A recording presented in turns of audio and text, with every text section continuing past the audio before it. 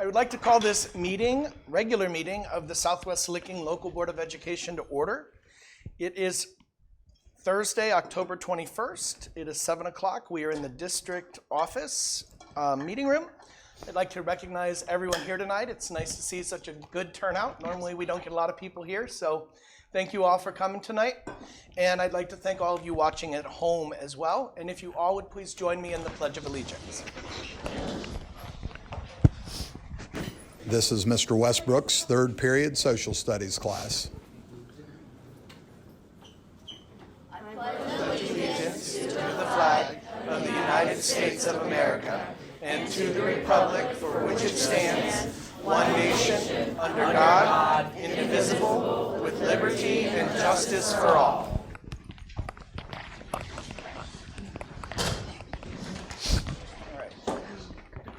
Mr. Jones, will you call the roll, please? Mrs. Engel. Here.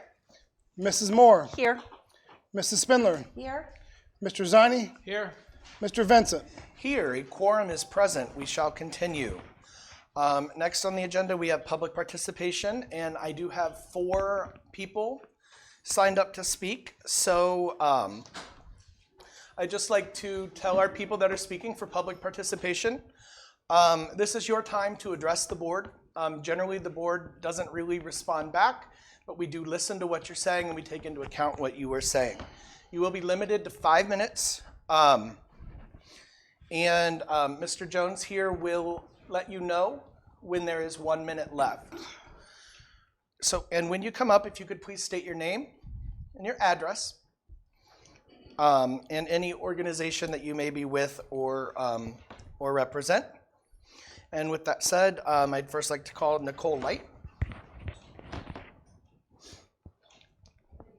Good evening. My name is Nicole Light. I have a freshman daughter, and I have a daughter that graduated last year. And my topic at hand is grief. Okay. This past April, I lost my husband in a workplace accident. On April 8th, he passed. It was a tragic, unexpected loss. But the point of me coming up here is that we are missing opportunities in this district to deal with grief. If your spouse died on Sunday, what does your Monday look like? What does your kids' Monday look like when they come to school? I think that we need a comprehensive, bulletproof system with a crisis team. If we have one, we've had a failure in the process. I come here with love. I come here with anticipation. But you do, whether you know it, and you probably do, you right now have children in your care, custody, and control that are in crisis. And if they're not today, there will be. There will be children that need more. Thankfully, I feel pretty centered today. The first 4 weeks, we've transcended crisis. We're now in a chronic period that's never going to end. In 2 years or 20 years, but nonetheless, right now is the time to. Anyway, I know I only have 5 minutes. Liaison. We need, if you have children, if you have three kids in 3 schools, who is organizing communication between the parents, the students? Don't cut the kids out, give them a voice from the beginning. This is their life. Who tells the pediatrician? Even my pediatrician didn't know why she wasn't told. She didn't even know if it was a HIPAA thing. You know, there are, who's telling the bus driver? Who is talking to their best friends? Who is supporting the support? I thought about my girls' best friend all week because I knew they had a big job. Homework. You know, some kids are ready to do homework immediately. My kids are, you know, thankfully they study, and that's a safe place for them. The best advice I got right out of the gate was eat and sleep. It seems simple, but that is the best advice. It was eat, sleep, and my children for 2 weeks. Once we transcend crisis, we go into a chronic phase. That's where I'm at now. That's where my children are now. I know that I only have 5 minutes, and I respect that. We have resources. I was given names and I was given numbers. I was given obligatory emails. It's not enough. We need real connections. We need boots on the ground. We need our guidance counselors to be guiding and counseling. I'm not saying that they're not, but they are hung up on scheduling.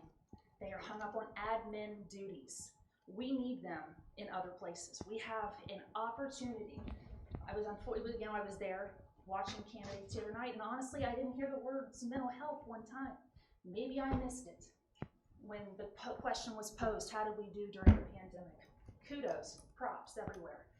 There are children struggling. This has been a huge transition, and through that, I'm sure they've lost some grandparents, some parents. I'm sure you can all think of at least one family. I know that my time is up.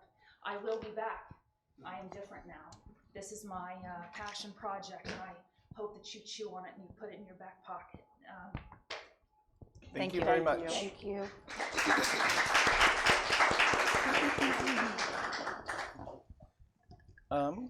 Jen Coulter.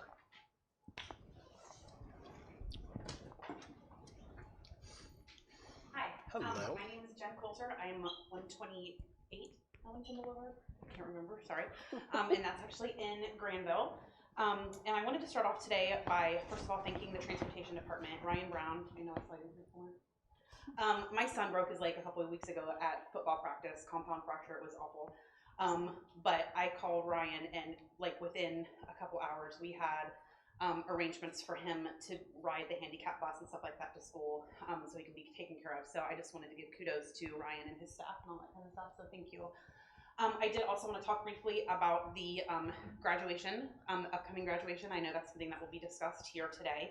I sent an email to all board members, and I do appreciate those of you who have responded to me. But I did want to just start out by saying that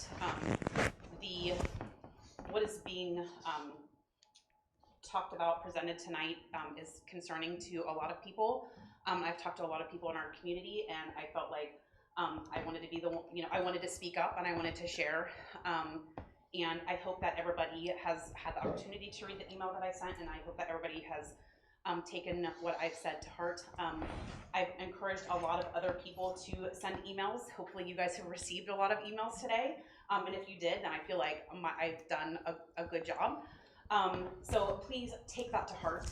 As I said towards the end of my email, I know you mentioned you were excited that there's a lot of people here today, and this was one of these things that I was at, football, serving dinner to the football players, and then I had to hurry up and get that cleaned up and get over here because I knew I needed to be here tonight because I knew that I needed to speak for those who couldn't be here. Like I mentioned earlier, I'm speaking for the mom who works 2 jobs. I'm speaking for the grandparents who are barely holding it together because they have adopted grandkids and, can't come to things like that or like this. So I want you guys to take what I said in my email to heart. Again, we are just, as parents and as groups of parents and of people that I've talked to, really just want to make sure that we have the opportunity to celebrate our kids' accomplishments. We want to celebrate their accomplishments with our families, with our community, with their teachers. How great is it, to see your kindergarten teacher at graduation? I mean, stuff like that's awesome. And I worry that, some of those things may not happen if, we don't look at a bigger picture here. And I mentioned in the email that I sent you that I would love to see some type of committee formed to try to come up with what are some possible solutions. Maybe there's things that we're not looking at. Maybe there's things that we're not considering. What other things are out there? What other things can we do, can we look at to make sure that this graduation ceremony for our kids is going to be something that is memorable and something that everybody can celebrate. And I don't want this to happen just for this year. I don't want you to think I'm up here like just rooting on my senior. I want this to be something that's going to happen every single year. Every single year, form a committee of parents who can help make decisions for the graduation ceremony. Maybe next year's group of seniors, their parents, maybe they have a different feeling, a different philosophy than some of us have. But I just think it would be great to have a committee that is represented by, a lot of the different types of parents and students that we have. Not just me and my group of friends. That's not fair. I want it to be, you know, I would love to be on a committee working with people that I've never met before, but their kids have gone to school with my kid for however many years. You know, someone who's, you know, parents who are involved with athletics, with the drama department, with the band choir. Some, you know, there's kids out there that don't participate in those things, and I would love to know what are their thoughts. What did they want to do for graduation? It's not about us. It's really not. It's not about us. It's about the kids. It's about the kids. It's about them celebrating an accomplishment and finishing and moving on to their next step. So I thank you for your time. I hope that we can make a good decision for all of the students, for all of the kids here in our community. So thank you very much. Thank you very much. All right. Next, we have Ashley Carson.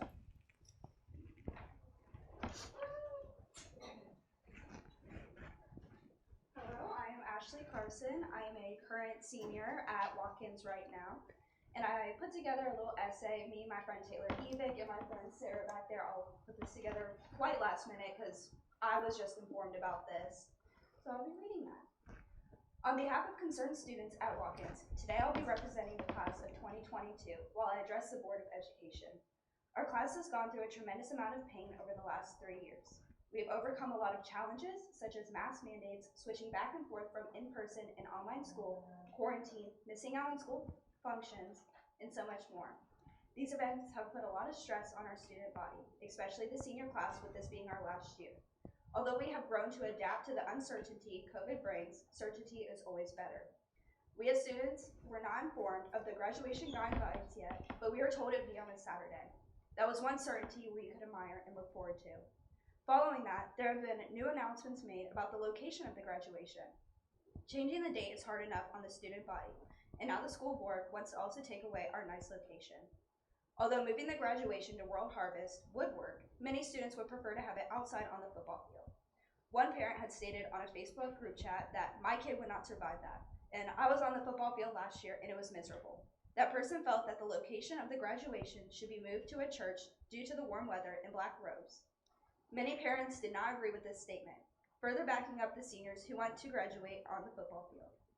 Although both parents and students do not like the idea of a graduation on Thursday at World Harvest, the school board still decided to take action and vote for it.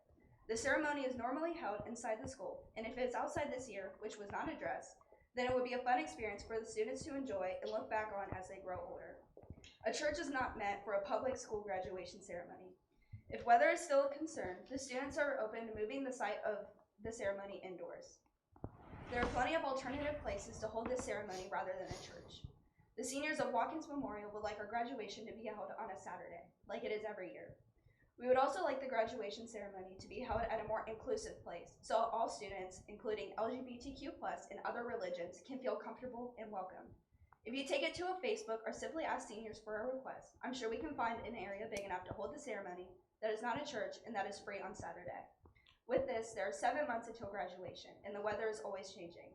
This statement has sparked a fire in the senior class, and many do not believe this should happen, as we might never get the chance to see the one tradition left that makes the senior year feel normal, along with graduating as a whole.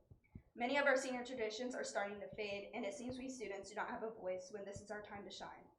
Thank you for your time, and I hope we can find a solution. Thank you. Thank you. All right, and next, our final participant in public participation is Dan Engel. Again, if you could just state your name and address.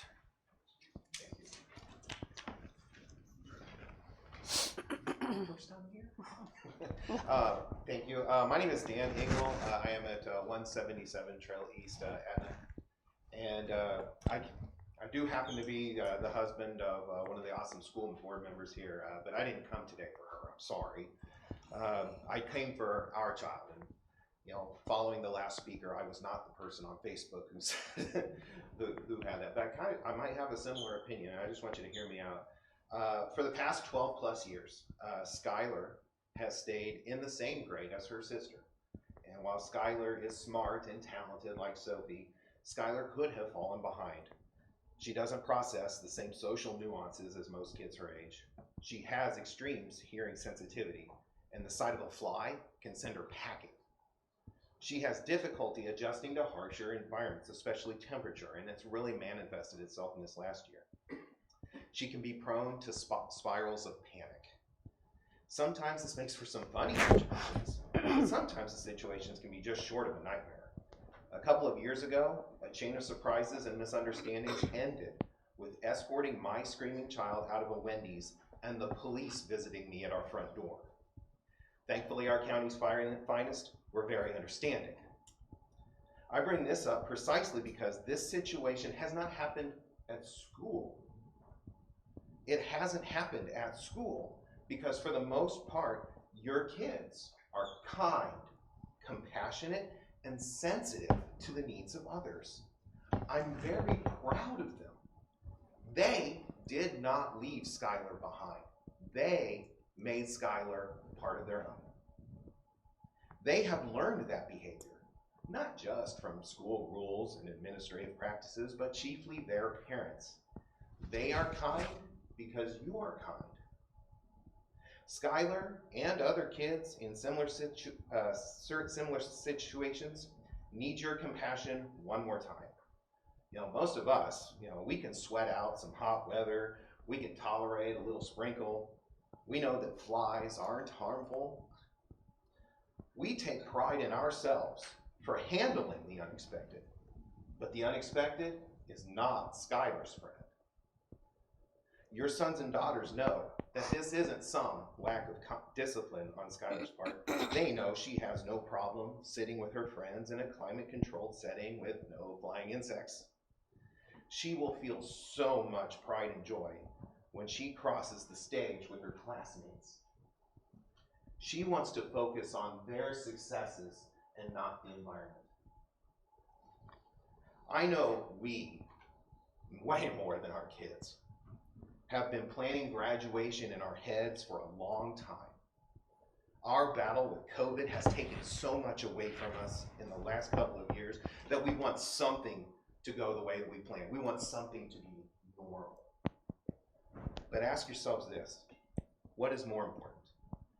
That we sweat in the heat and swat flies?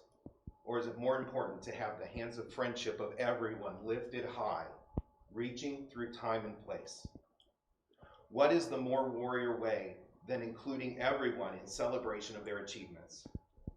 The superintendent has recommended to change the date, and the venue is helpful from that circumstance. It gives everyone the best chance of participating. Thank you for your time. Thank you. Thank you.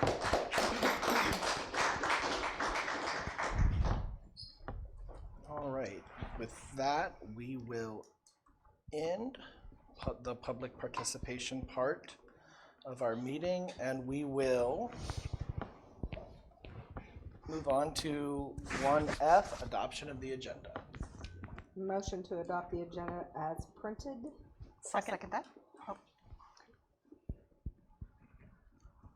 Mr. Jones.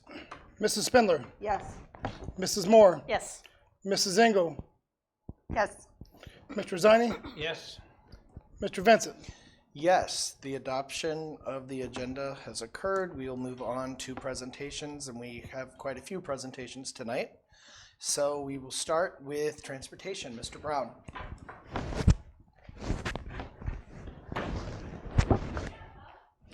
Thank you. Mr. Brown, new logistics director, going to share some things from the transportation department after they close the door. Maybe. We'll see.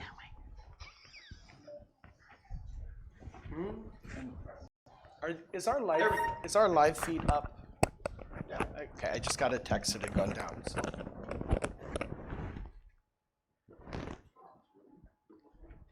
It's fixed now. Okay.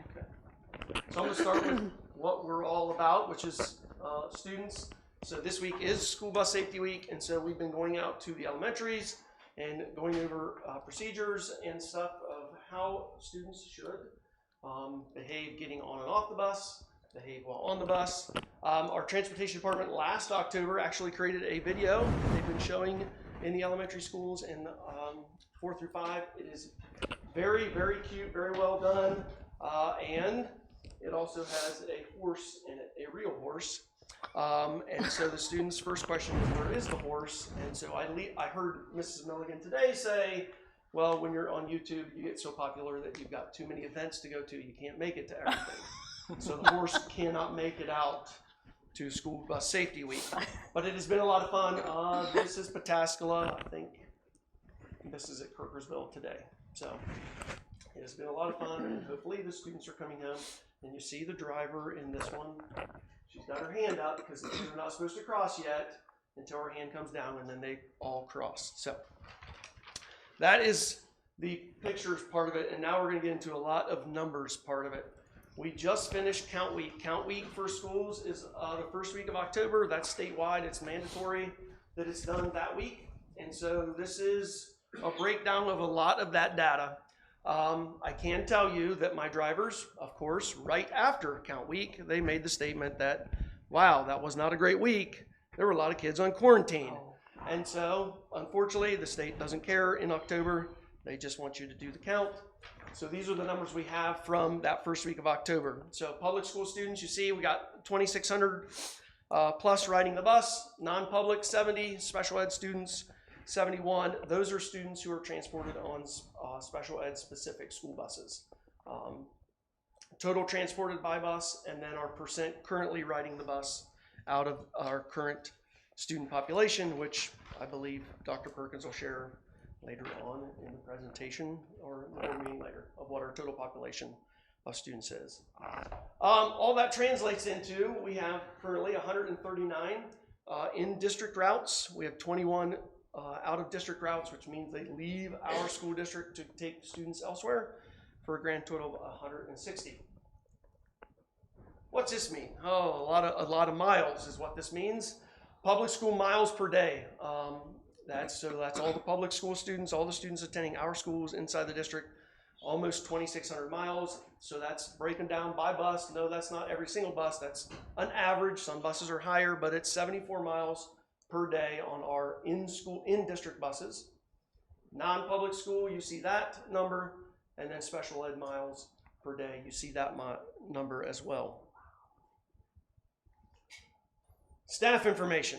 We currently have 46 full-time drivers, 6 bus monitors. We have 5 substitutes drivers and 4 substitute bus monitors. And so substitute means they can work when they want to work, kind of thing. It does not mean that that doesn't mean they're on staff all the time. That means they're able to work when they want to work. And so some of the parents maybe are wondering, okay, so that looks all great. Why is so much the problem? So it is a national problem, staff shortages. Here are absences so far, and it is a variety. I mean, I can't go into the details, but there are a variety of reasons, but we've had 162 staff driver absences. We've had 30 bus monitor absences for an average number, 4.7 staff members are off every day this first 9 weeks. Which is translated into how have we made it work? And this is how.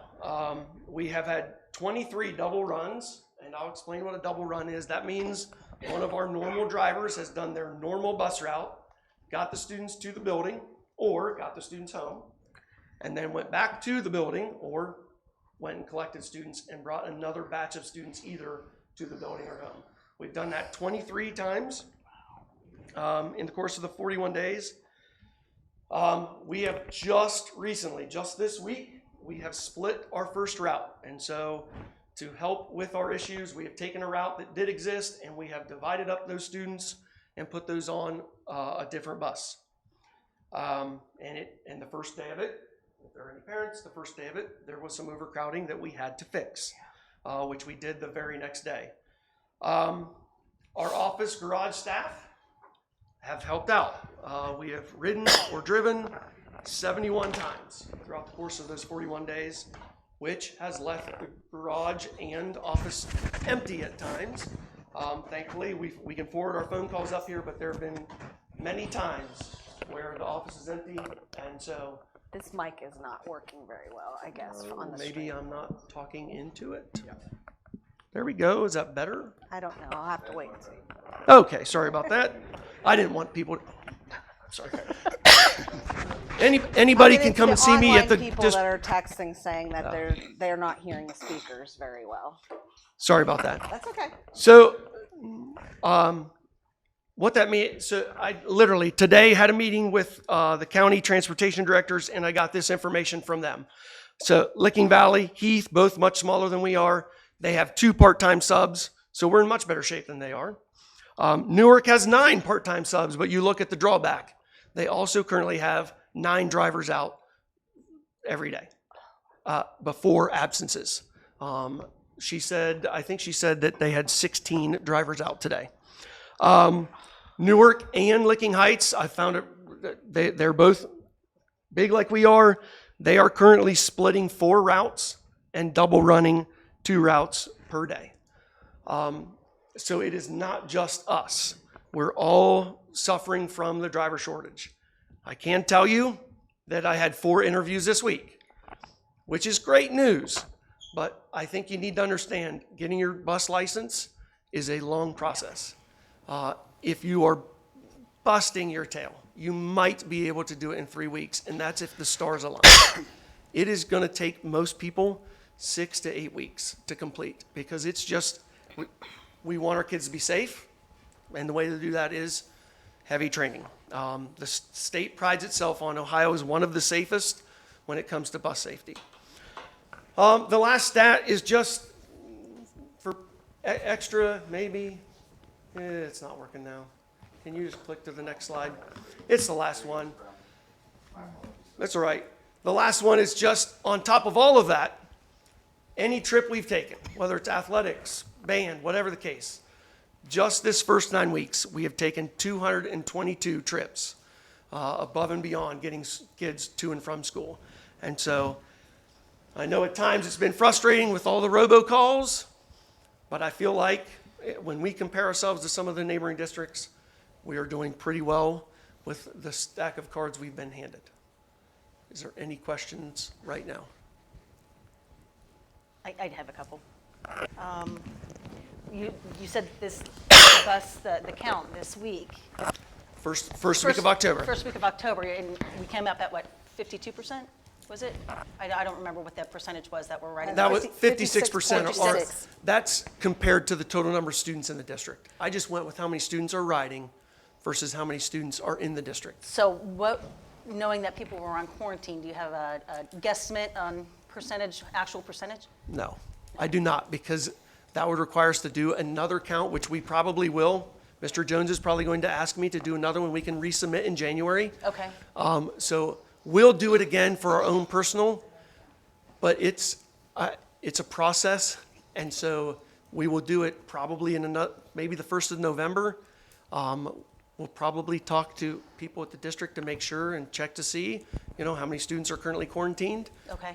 But on the state end, the state won't look at it until January, if I'm not mistaken. Correct, Mr. Jones?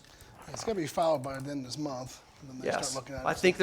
I think there's an appeal process Okay. that opens up, I think, in January. Well, we've been down this road with the state with Yes. our own numbers and them not believing it.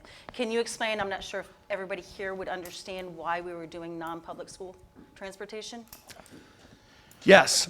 State law requires us to transport students to other schools that fall within certain criteria.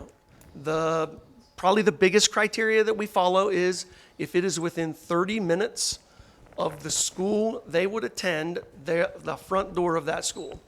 So if it's a school within 30 minutes of, let's say they attend Pataska Elementary, if it's a no-brainer, we don't drive it. If it's close, we literally need to get in a school bus, and we have to drive it during a school hours time of day. And if it falls within 30 minutes, there are some other criteria we can follow, but the biggest one is the 30-minute criteria. We have no option. Okay, correct. And that would also apply to any kid that would maybe need to go to the Ohio School for the Blind or something like that? No, because those students would typically fall under Mr. Davis's students, special services. Okay. With special ed. So if it's written in their IEP, then we transport anywhere. Okay, that's what I was Yes. getting to. Yeah, these would be Sorry, students not going to Non-public would be students going to, easy example Okay, is so Liberty the- Christian. So the kids written in their IEP, they don't fall into the Non-public, correct. non-publics, okay. So it's even more. And my final question, where can we find the video? Yeah. So I looked at it today. It is currently unlisted, but I can email it out to the school board and we can have a conversation about whether or not we want to list it. The problem is I want the students to enjoy it because it is really good. And yes, we could make a second one, but I don't know if you can ever match this first one because it is really good and really, I mean, it's entertaining. The kids enjoy it. So There's a horse. there is a horse trying to get on a bus. Yes, I left that out, but there's a horse trying to get on a bus. So I didn't have a question, but Deb's question made me have a question, so. This is more, So when we do another count closer to January, what is our in my head, I think more kids probably call in and say, oh, winter's coming, I'm gonna ride the bus, I'm not walking or riding my bike. Do our numbers typically go up, in the winter, or is it just kind of stay pretty average? I do not know the answer to that. Okay. I can ask and find out. I'm just curious, Yep. it's fine. I have no more questions. Anybody else? Good. Okay, thank you. Thank Mr. you. Brown, thank you. Thank you.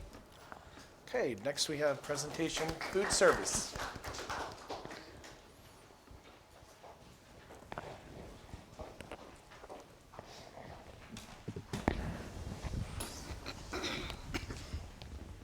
Good evening, and thank you for having me here tonight to share the annual food service update for you. As you view the slides and the presentation tonight, you'll see there's different food pictures in there. And I just wanted you to know that I took those this year from the different buildings that I was at. This first one is at Kirkersville Elementary. We'll go ahead and begin with our update, and you're probably aware that free breakfast and lunch is still available to all students. This will continue for the remainder of this school year. The talk regarding next year is that it will go back to the normal free reduced paid based on eligibility, but that's still up in the air. The government hasn't completely decided. The discussions I keep having, they keep going back and forth. So we're not sure of that yet. Our a la carte sales were available this year in grades K through 12. Last year they were only in 4 through 12 because we had to do different circumstances due to COVID. So it is back open for all grades now.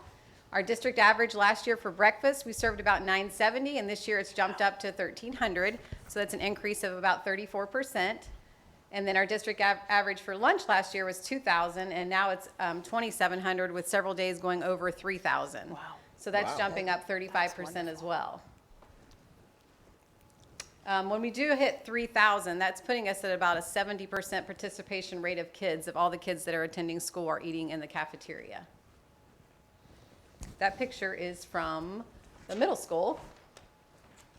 It's their chicken croissant sandwich and a salad. Our a la carte sales have increased 67% since last year. So last year at the end of September, you can see we were at 12,000, and at the end of this September, we were at 32,000.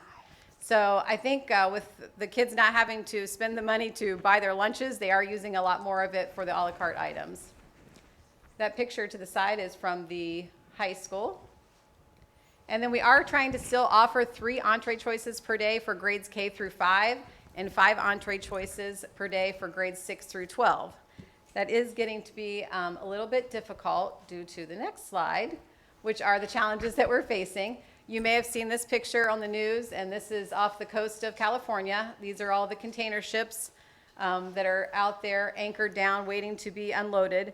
They indicated that it takes about 2 days to empty one of those ships, and right now they don't have the labor force to be able to get them emptied. And if they do get them emptied, they don't have the truck drivers then to take them across the country to get them to the distributors, which is then who we get them from. So there is definitely a shortage, a supply issue with the chain, and then a food shortage because a lot of the manufacturers keep putting out, we get something from Tyson, we got something from Smucker's. It's just every week we're getting something saying they don't have enough labor force in their factories to be able to produce everything, so they're putting a hold on items, and it changes every week. Example that hit us last week, we had the high school ordered 81 line items, 46 of those were rejected, and sent back to us as out of stock. So 56% of what we ordered was unavailable. And just to put it in perspective, last year when we placed an order, usually 4 items would be unavailable. And then we would just look to be able to get substitutes for that. GFS and Cisco are the main 2 vendors that we use, like most schools. And so if something's out at GFS, then we'll try to go to Cisco. Then they give us a list of subs. We'll try to order the subs. And then if those are out, we just keep going. Carmen and I have not been against also just going to stores and loading up our SUVs and trying to get as much as we can. But really, I mean, we loaded up in the back of my car one time, and it wasn't even enough to do a day at one school. So there's just so much food that needs to be done for 3,000 meals a day. It's just a lot of amount of food. So we really need those big trucks is what we need to come and deliver to us. We are still getting our deliveries from our vendors, but it's not consistent. Last week we had a call and said, sorry, drivers didn't show up. We can't get to you today. We'll try to get to you tomorrow. Or they'll come later in the day. So it's just kind of what we're working with. So when I say we're offering those choices, we have been able to still offer those choices up till now, but the menu, we're trying to stick to the menu as much as possible, but we just don't know. Sometimes Cisco is delivered on Wednesday and they can't give us our out of stocks until Tuesday. So those cooks have to be ready to switch on the fly, get something pulled out of the freezer, something else different for that next day to make sure that they have all the items. But we do still try to offer the 5 food groups so that those are still covered. Challenges, just like Mr. Brown said, subs, labor force. This picture is from Pataskla Elementary, by the way. We had over 60 shifts so far this year that have needed covered. We do our subs for 3 hours at a time, so it's kind of hard for food service to get subs because if someone's going to sub, they want to do it like for the whole day. Sometimes they don't just want to drive in for just those 3 hours, so it is a little bit harder. And then a lot of times also if someone's out, it's hard to just say, well, we'll have someone stay longer.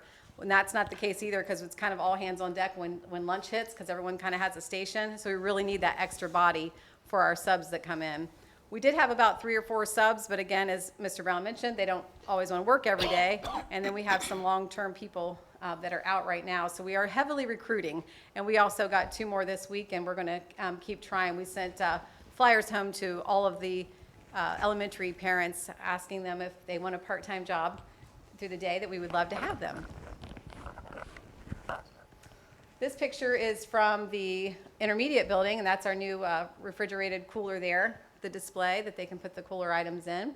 I just wanted to share with you, I did share with you some of the challenge, but I wanted to share some positive points with you just from being around the district and some things that I've seen. And the good thing about the challenges that we're facing is the staff has really stepped up, and they're really doing an amazing job with trying to be creative about what they're serving and try to come up with different things. The high school, they were out of tenders, and that was what was on the menu that day, and they were able to pull out their nuggets that they had. They made a homemade buffalo chicken sauce, and they put that out there, and the kids seemed to enjoy that.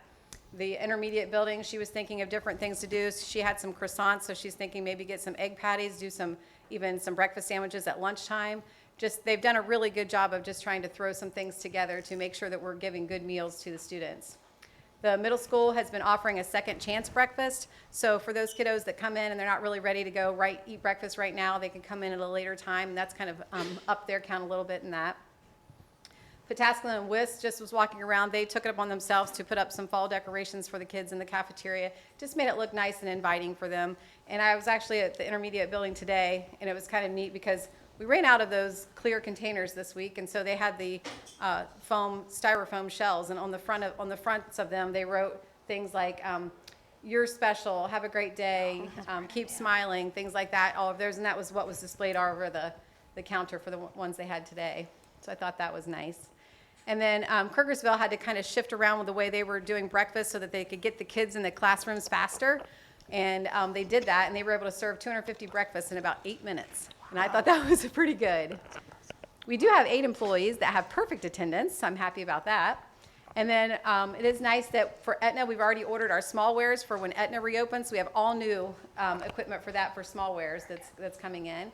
And then for the middle school, obviously, it's getting renovated, the old high school. So we're getting all new equipment for that as well. So we're super excited to get that. And this is the compliance report part that I have to give to you guys each year. State law requires that each school district board adopt and enforce nutrition standards. So we are still following the menus that are written by the National School Lunch Program, and we're sticking to those 5 vegetable subgroups when they are in stock. Believe it or not, like corn and peas are out of stock right now. I don't know why. Half of all of our grains are offered as whole grain, and then we do follow the USDA Smart Snacks and Beverage Guidelines. Southwest Licking Schools, we do the offer versus serve. So as I said, we still try to offer the 5 food groups, and then the kiddos can pick 3 food groups that they have to have on their tray, and one of those has to be a fruit and vegetable. The kids are probably so tired of the cook saying, don't forget to get your fruit or vegetable, because I hear that all day long. Fruits or beverages that do not meet the standards may not be sold during the school day. Those are sweet potato fries, by the way, from the middle school. And then the nutrition standards apply only to food or beverages sold. So if they have food at different parties or potlucks within the school, it doesn't have to meet that, but they do recommend that it still follows those standards. And the same thing with sales of candy and other foods outside of the regular school day. It's up to the wellness committee. Again, they recommend following those standards as well. That fruit is from our intermediate building. And I just want to thank you all for your continued support. That's a picture from our high school. And do you guys have any questions for me tonight? I just have a really silly question. What are smartwares? Oh, small wares, I'm sorry. So that would be Smallwares. anything, not the big equipment, not like the ovens, but like pots, pans. Okay. And Maybe I should have known that. no, that's okay. That's okay. Go ahead. No, go ahead. I only have one question this time. I know in the past, excuse me, in the past, we've really struggled with the free and reduced and getting people to sign up, and we understand everything around that and worried about kids not eating. Do we have a comparison to a couple of years ago on lunches served versus the 2,700 right now? As far as the number of, Yes. of meals, it's definitely higher now. Right. Than it was before. Anytime that we're free, it goes way higher. So if you remember, I want to say it was 5 years ago when we still had free breakfast. And then in that middle of the year, we switched from free breakfast to not free breakfast. It went down to 25%. Okay. So it dropped 25% just going from free. So I do see if it goes back to that next year, it's going to drop Yeah. because those kids aren't going to be, they're not going to be, it's because we're free is why we're getting so much more now than we were before. So I would say as far as where we're at from before we were, I'm going to guess maybe 40% more Okay. than we were before that we had to be paid. I have a couple questions. Sure. About, I know one, the shortages. Are we seeking out any other companies other than Cisco and GFS? We are in a contract with them where we have to go through GFS and Cisco. They do bids at the beginning of the year. We're required to go through them. However, they are making exceptions because of the shortages. They're allowing us to do a waiver to where we don't always have to go through them. But again, we have to find someone, that will take on more people, which most of them are saying, nope, we're full, we're booked, we can't do it.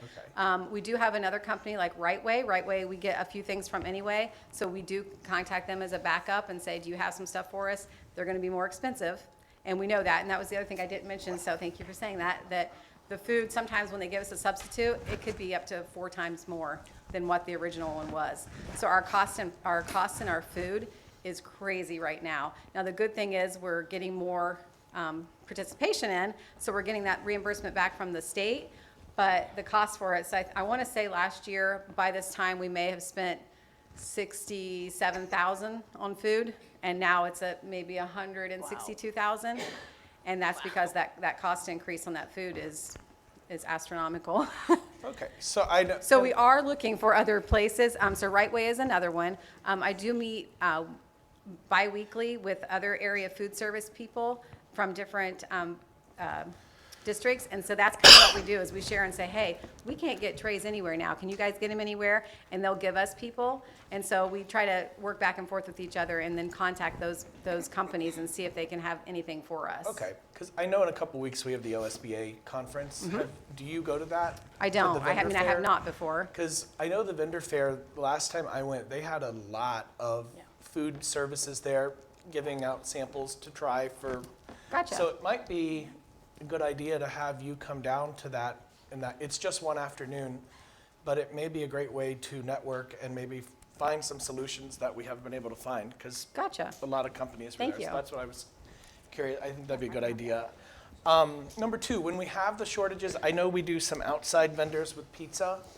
Have they stepped up to fill in any voids that we may have, say like on a Tuesday when it's not pizza day or whatever? Unfortunately, absolutely not. Okay. And the reason for that is they're having labor shortages. They're having food shortages.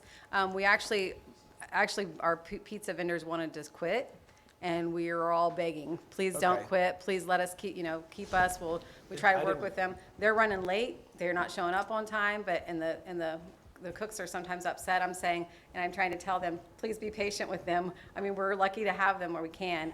As far as contacting other vendors, it's the same type of thing. No one could take any more right now. Nobody has the labor force nor the food shortages. I was just at, I don't know if you guys have been at Chipotle recently, but we were there the other night. They were out of burritos. They had no chips. They had no guacamole. And then for the take home, they put aluminum foil over the top because they couldn't get lids. So, unfortunately, no. I wish they could, but they're. Interesting. I didn't realize it was that bad. Pizza is barely hanging on right now with All us. And then finally, financially, I know a few years ago we had some issues with finances and we had to raise lunch prices and whatnot. With the government paying for breakfast and lunch, are we good now as far as our finances? We're good go? now, but as I said, because we're making a lot more money, the cost is going up. So the money is fine right now. I don't know what that will look like then going into next year, but we're good because we are getting that full reimbursement. They're giving us a full reimbursement rate on what's called an SSO, which is a different plan. It's a higher rate that we get than what we would normally get on the National School Lunch Program. So we're getting a higher rate, which is really good. But again, we have to, it's not as much as we'd want it to be. If our food prices were the same as they've been in the past, then we would look great. Okay. But I think we look good. Okay. Thank you. Sure. I just have one quick question. I know, okay, so we're seeing some of our own labor shortages. Absolutely. And that, I'm hearing a little bit of scuttlebutt that's slowing down our lunch, like our lunch lines and all of that. Is that? I would say, I mean, the good thing is for food service, crossing my fingers, we are fully staffed and that we don't have any open positions right now. Okay. However, we do have, because of the shortages, we can't always get subs. And so when they call in sick, then we have to get subs in. Now subs are never, well, not, I shouldn't say never, but they're not as fast sometimes as the other people are because they're used to doing it every single day and they just, pop around from different buildings. So I wouldn't say it would slow it down too much just because the majority of people are there. But I would say that the amount of people that are coming in and the quickness of you've got to get this many people in this fast is kind of sometimes an issue. Okay. One more question. Sure. This agriculture program that we're getting involved in, where will that come into play? That's going to be several years probably down the road. So Casey had indicated that they're going to be doing some fresh, growing some fresh vegetables and produce and things, which we will love to have.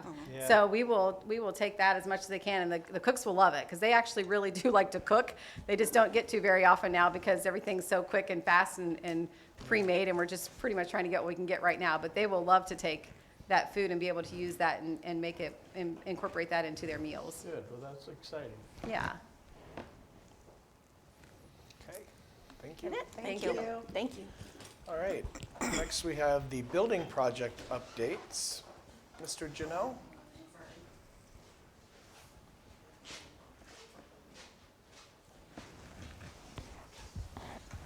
Good evening. Dr. Perkins asked me to present something quick tonight about the building projects, and in that same meeting, Rick laughed and said, "Quick?" Really? Okay. I probably did, yeah. All right, so I will try to be quick, run through some things. These are our buildings, again, that up and running, people have moved into over the past year. We would call them substantially completed, but they're not final completed, as many of you would know. Just this recent week, we had this put up in front of the high school. This is a little bit further back. We've been waiting on that. There were some discussions about how to attach it, so it took some time to work it out so that it stays up there. So again, these are substantially completed buildings, and where we're at with them, we just completed the 11-month walkthrough at the Watkins Intermediate building. We found a few things there, such as the bathroom floors, caulking, things like that we'll continue to work on. We just wanted to get most of the punch list off the plate, but we still have a few items that we have to finish up. The athletic building, Those that will attend the football game tomorrow night, you'll see the grass is coming up on the outside. Concrete work is pretty well finished. So the outside's completed, but inside there are a few punch lists, and I would echo the statements by Mr. Brown about the idea that getting things in has been very difficult. We had some faucets that came in, they were bent up, so you waited 3 weeks for those, you send them back, you wait another 3 weeks, and then they tell you they're not coming in 3 weeks. So we have a little bit to finish up there. The Watkins Memorial High School, as we all know, going through there are still things that they're working on. Matter of fact, the auditorium just went through the punch in August. So there are things that we're finishing there. And again, on top of the base scope projects that we do move in, and then we see something that we probably should have done when we designed it. So we do an additional PR, which extends the time. So you'll see things such as in the gymnasium this week, we have the huddle camera going in, we have the video board getting hooked up, things like that. So that we added to it, so that didn't affect the substantially completed, but obviously the building's not finished. So we're doing some of those things. Under construction, if you've driven by Aetna, you can see that that's moving along quite well. We've got substantial completion coming up on November 28th. We're holding to that. The opening will be January 6th, weather permitting. And then the Watkins Middle School, that's the high school being renovated. That's substantial completion is next summer, July 18th. And I didn't see an opening day yet on the calendar, but it should be this fall for this particular building also. So as we move into these, I always try to bring you something that you probably already know, but I just want to review so that if you happen to get a question or two. This is the site plan for the Aetna Elementary. In the back, you see the yellow highlighted. That's the soft surface playground that's going in. And then towards the front, there's going to be a change in traffic flow. That road, Columbia, out in front of it does have a turn lane, and the traffic study said that if we had so many cars coming in, that parent cars, that we would have to enlarge the road where our parents were coming in originally. That's down there in the blue. So we moving it up towards the top, the green circle, so that will be expanded. Parents will come in there. And then the bus loop, which is being expanded down there on the south side of Aetna, that is where the buses are going to come in. So there'll be a reversal. And that will, if you drive by, and I'll have a couple pictures here, but you can kind of see right above that purple arrow, we've extended the sidewalk all the way around so that as kids get off the buses, there's sidewalk that whole entire length. And then as the parents drop off, there's sidewalk all across the front, so hopefully everything will move very, very quickly. We're also we're changing the darker color look to brighter colors. So this will be the front. There's still yet to be Aetna Elementary put on that gray area there. So that will brighten up the front. You'll see new windows, and I did this specifically for Mrs. Moore because we toured this building and we both really hate it. But we have new gutters coming down. I mean, gutters installed and downspoutings coming down. They're of the same height, and I actually took pictures. And they line up. And they line up. For the most part, I took a shot down the side. Yeah, look at that. Yep. So this will, if you had driven by before, the previous gutters, wherever they wanted to stop and then start a bend, they did. So the front of the building had a really bad look. So that is being done. You can see off to the left, this is something to remember about renovations, is that there's sidewalk remaining and there'll be new sidewalk put in. So you'll see a really bright, fresh, sparkling piece of concrete, and right next to it will be a used one. If you wanted to build a full building, it would have cost a lot more. So we did keep the things in the building, and I'm going to show you some new things that we're adding with Aetna, but just remember we have old and new together. All right, so we have some new sidewalks.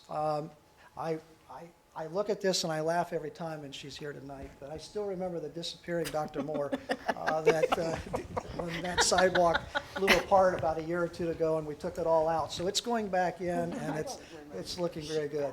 I think it's on video. Here's that sidewalk on Aetna that I mentioned where the bus loop is now going to be on the left side.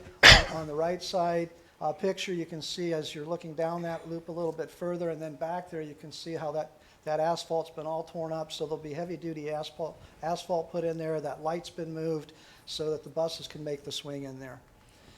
This is the soft surface playground. The playground hard surface that's being redone. There's been some problems with that. We had the same thing happen here at the Aetna building. That is the preschool area where you think you have so much asphalt down, so you skin it down, and then you find out that it really wasn't that thick. So we're constantly evolving on what we're the amounts of asphalt we're putting down. So there is some additional cost, of course, with that. Jumping inside, this is the freshly renovated library that's going to open up for the kids. It looks nice there. This is the cafeteria. I've showed you some of these, but the progress is being made each time we see it from month to month. These are the classrooms that being designed. The lower right, all new cabinetry in the art room, but also on the lower left, we maintained a lot of the classroom furniture. And then you can see that we've added around the items that we kept.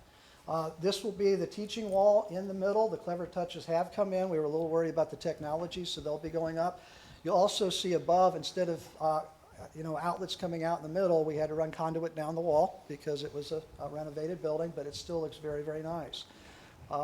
This is the inside look of the windows. The teachers will have the ability to adjust the shades. It's also got an operable window if they need to hop out. Not just, with the kids, safety, they'll just leave. So we've got additional furniture, new sinks in certain places, countertops were all pretty well done in this new gray look. Again, conduit running for teachers to plug things in.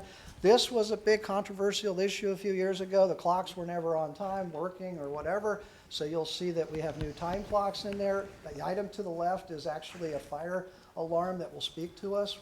That's a new upgrade since we passed. That was an unfunded mandate. So those are being installed on all the buildings. Moving along, the call switch.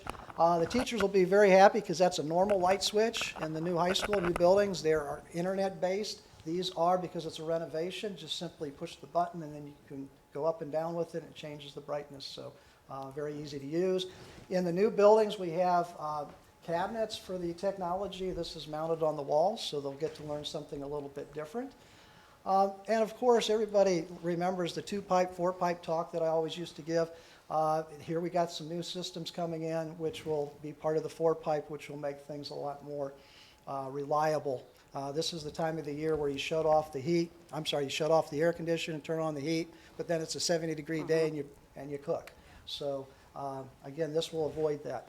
Watkins Middle School, just wanted to show you how the bus loop is changing there. You'll see some islands put in. At the top, right in the middle, we'll have the same number of parking spots. It's just going to help with the organization. And then down by Warrior Way, you can see that that is also going to be a mound.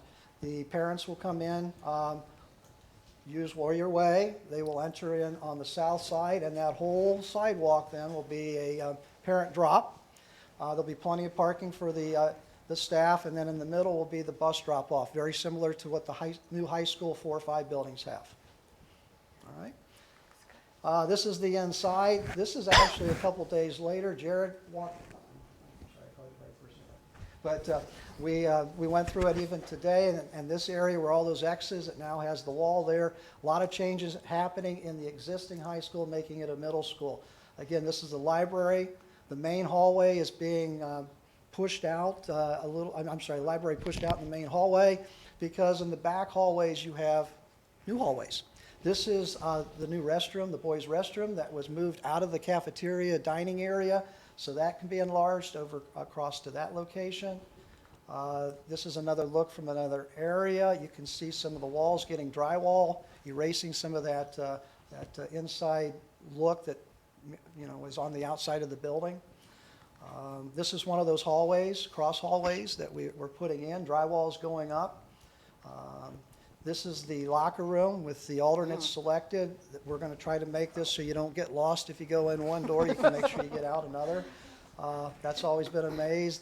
Both bleacher sections are beginning to be taken down. We had a meeting this morning about the floor and what we're going to do with that. And again, both seatings come out, new seats go up, so you'll have seating of about 1,400 in that gym. Work outside as you drive by. They've already churned up some of the road. The parking lot, this is a pipe going in. I took this picture because I was called out there. They kind of ran into an electrical line that they didn't know about. But it was a dead line, so it worked out where there wasn't a problem. It's a dead line either way. I'm real close to the end, but I want to show you with renovation, there's issues that you encounter. And I might need your help on this, Jeff, activating once I get to the page. But I want to show you something before we start it. The unexpected. I'm going to set the scenario. This is one of those things you just go, I wonder why they did this. But we're in the middle of the high school parking lot out front. High school parking lot in the front. There's a couple storm drains. So they were looking for a storm drain in the south parking lot, and they couldn't find it. So they sent a camera down the storm drain in the middle of that parking lot that I just told you about in front of the building, because it's supposed to run that way. So it's 2 storm drains over. We're about 136 feet into this run, and I'll just kind of play it. And what they found was not what they expected. Oh, we got to go back. You have to start it. Yep. So here we travel down the pipe. We're just traveling down through it. And I'm hoping this is clear enough. And, you know, water's supposed to run through this and clear off the parking lot and everything. It's coming up to a manhole that they didn't know about. And look what they found. Oh. A hunk of plywood. Wow. Wow. Oh, shoot. Who puts a hunk of plywood down in a storm drain? So the camera, now the other thing is, this particular drain, the storm drain, it's underneath sidewalk. It's like, what I think happened is and this is going to go batty until it stops, but there's a storm drain. They thought it went from 1 to 1, but they found 5 things going different directions. They found this underneath the sidewalk in a totally different area. So what I think happened is somebody knew it was there, put the cardboard down, or the, not cardboard, the plywood, cover it with rocks, and then put the sidewalk over top, and this cardboard's collapsed over the years. But that is actual water trying to flow through down to the creek. But I'm just going to, I don't know a lot, but plywood isn't going to last years with water hitting it on the regular. Wouldn't it deteriorate pretty quickly? And I think that's why it's collapsed. I had, when I lived in Putnam County, my septic system, they had put a piece of plywood down to pour the concrete on because it was a country home. And that plywood deteriorated with the water, and it broke down and went into the discharge line, and I was stuck without. I think the same thing happened here. It water soaked, it collapsed, and now it's blocking the path. Okay, because the picture makes it look like it's kind of like a new piece of plywood. No, it's in bad shape. It's in bad shape. Never mind. So the thing is, who puts that in there? Fill a hole Who up puts and in the then middle of climb the sidewalk? So I have one more slide just to say again, we're still doing a full district-wide development plan or scope. We have Kirkersville, which is in DD, which should be coming to the board next month. We'll be moving into CD. That will go out to bid probably early next year for the start in the summer. And then we have the new elementary opening in 2024. We're in schematic design right now, and that's the first of the phases, so there'll be additional phases. So that's really what I have tonight. I tried to do something real quick. I'll answer any quick questions if you have it. I have one question. Last month when you did this update, you expressed a lot more concern about the athletic building not being complete, but this update just says few punch-up items. So are you saying that we've made significant progress since last month on the things you were concerned about, or Do either of you two want to say what happened? No? Go ahead. There was, the district got a hold of our attorney, and we simply sent a letter to the construction company indicating that they're past due. Essentially, we need to get this finished, or we're going to take the money that we have and hire somebody to finish it. Okay. And that got them moving very, very quickly. All right, good. Now, we still have items, but we understand the issue that, there's some backlogging happening right now in the economy. Okay. So I do feel better. It's not complete, so we'll stay with it, but I do feel better. I just have one question. Where can we get the video of the disappearing Dr. Moore? It was really funny. All right, is that it, Ben? I have one question. Oh. This last big rain that we had, I still remember going out to the middle school and a big pond was in the back of that. Has that been addressed, or is it still going to be an issue? Does anybody remember that one? Yeah, yeah, I Yeah. think it's We had been, that I big- think it's, I think I they mean, found. it was an unusual yeah. rain, I understand that, but it was a pond. it in was back the, of the intermediate the year school. of the mud gallon. Yeah. They, Yes, there's, not this when year, those last houses year. went in, there were some field tiles Two years that were ago. broken. Yeah. There's a pond there, and I think Mr. Paskins was working with the county on trying to resolve that issue. Obviously, if a school goes there, we'll have to make sure it gets resolved before Yeah, well- it turns into any school. Good, okay. Thank you. Thank you. All right, we now have the annual data report. Dr. Moore? Don't trip. I don't have any type videos or embarrassing stories about people falling on sidewalks, but I do have a lot of data to share with you.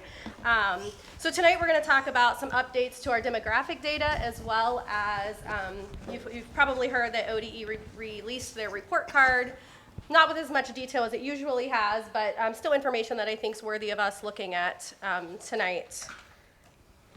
So we're going to start by looking at just some general demographics. And again, this is from the data collected last year. So we're looking at data relevant to the spring of 21. So our enrollment trends, nothing new. We've talked about this pretty much each month at the board meeting. But since the 2016-17 school year, we have seen an increase of 526 students. And if you remember when we had the presentation from Cooperative Strategies, they're saying we will expect another 1,300 students by the end of 2031.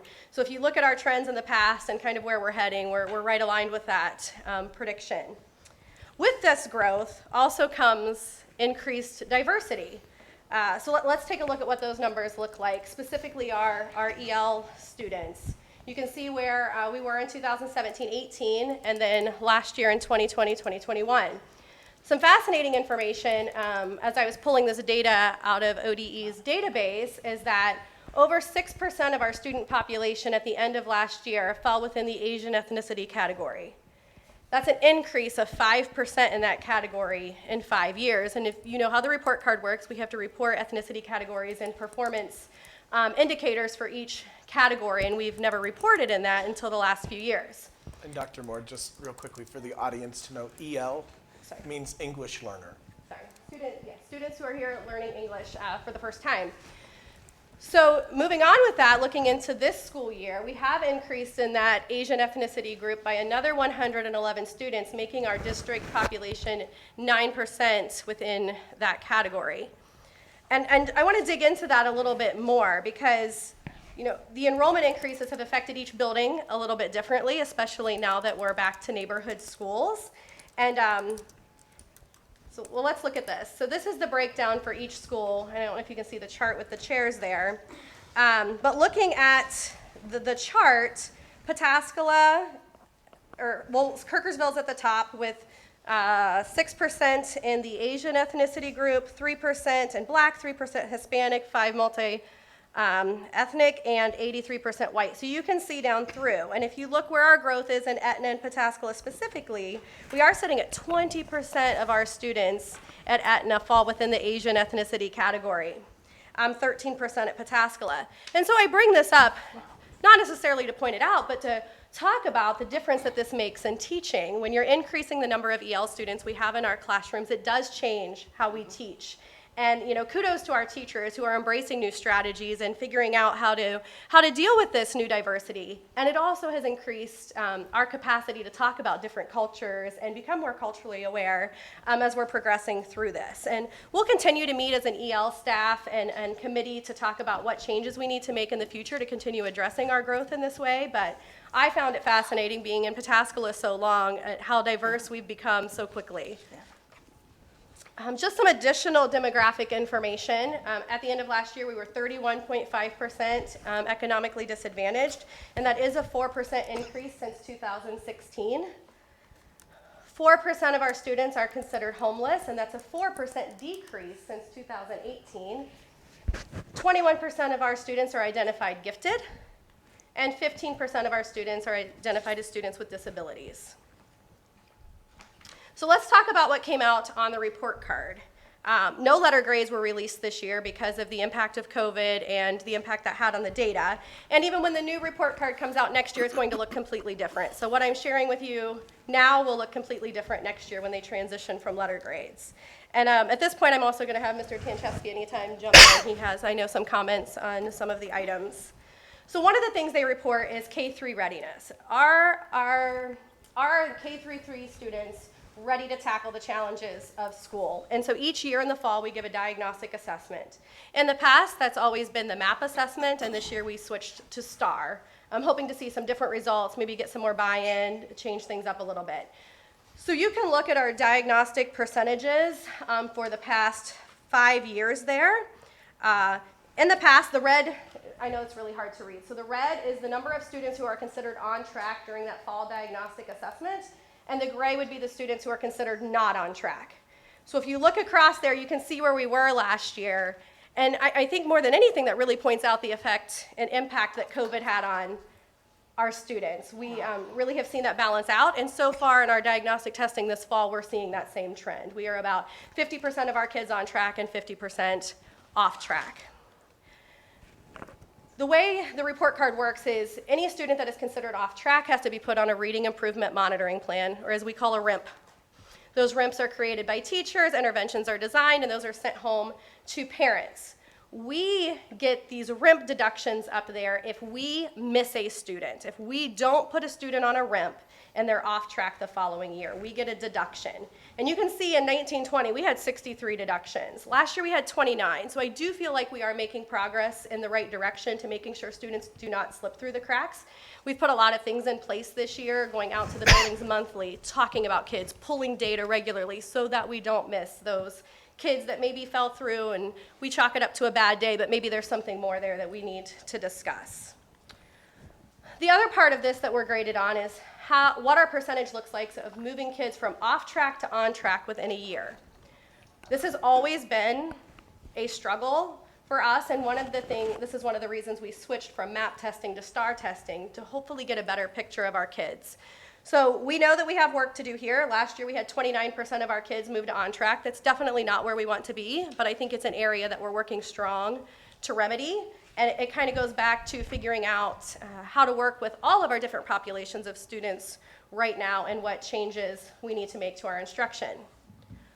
Also on the report card is our graduation rate. And this is the 4-year graduation rate, which applies to students who entered 9th grade in the fall of 2017. So we do have a 95% 4-year graduation rate, which I think is fantastic. I believe it was 92.9 last year. Yeah, I mean, there was a significant drop with the, last year due to COVID, and then it dramatically went up. I mean, in 2019, we were at almost 95%. The year before, 2018, it was about 94%. It didn't change much. There was a dip, and then there was a sharp rise this past year.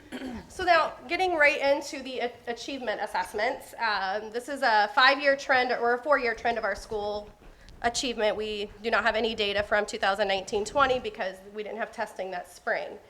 There is a lot of red over there in the 2020-21 school year, which is expected after COVID. We saw that our kids are coming in not quite where we expected them to be or where they have in the past. And if you look across, you can see that we've had some areas where we've struggled for a long time. We have some areas that we've done really well in for a long time and had a bad year last year. We are looking at this, and 3 principals are going to be presenting tonight about how they're using this information to drive their instruction through their continuous improvement plans. But we know that it's so much more than just a kid meeting the achievement level that the state has decided they need to meet. It is about student growth. And value-added data came out last week. The state did not give letter grades. They gave this color-coded chart here. And you can see the dark green and the bright green there. Those are positives. We are making growth in those grade levels. The orange and the red, we're not making growth that we would like to see. And if you guys know me, I still wanted a letter grade with this. So we looked up the mathematical calculations and looked up the scales that they used to create our own report card for ourselves this year. And so if we're looking at that, in grades 4 through 8, you can kind of see our growth. The gain index, you need to make more than a year's worth of growth, +1 or more to be considered an A. So that means your students are growing more than a year every year. So you can see kind of how that breaks down to our gifted students, our students in the lowest 20%, as well as our special education students. And you can see where we have some struggles in math, particularly in 6th grade and 8th grade. And we've done some things to already address that. We have new curriculum, and I know Mr. Ball is going to talk about some changes there too. So if we were to get letter grades for last year, on my scale that I think I figured out, this is what we would look like for 4th grade through 8th grade. When it comes to high school, it turns into the end of course exams. And we do have some middle schoolers that take end of course exams with algebra and geometry. And that too is an area of struggle for us. I don't know if you can see it down there. It's -6 at the bottom right. So for our kids in algebra at the middle school. So Mr. Tan and I have had some conversations about that too. When you look at the algebra score, I mean, when you look at middle school students taking Algebra 1, you've got probably about 60 or so 8th graders taking that course. We're looking at a number of factors. One, it could be the curriculum itself in 8th grade. Is it aligned to the standards? Is it aligned to the high school? The other thing is just the actual maturity and readiness of those students to be able to handle algebra at that level. And then another factor is looking at the curriculum that leads up to Algebra 1, looking at our 6th grade and 7th grade math curriculum. And again, with the new administration coming into the building, I think we're going to address some, and like Dr. Moore said, getting a new math curriculum, hopefully we're going to address some of those gaps and make significant strides there. So then turning it to the last piece, which is our high school end of course exams, they only gave us scores for value added for ELA 2, algebra and geometry, and the high school would have received straight A's across the board for growth in those 3 areas. Do you have any questions? Sorry, I know I flew through a lot of information there really quickly. It's a long night. So.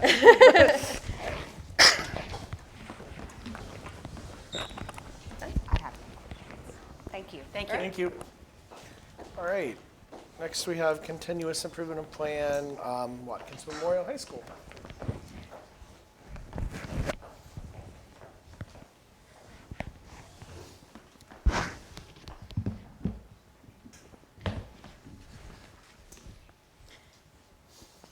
First of all, I'd like to thank Dr. Perkins for inviting us to present our continuous improvement plan to the board. I have heard your feedback from Student of the Quarter, and I have adjusted the length of my remarks accordingly. Hopefully this will not take 40 minutes.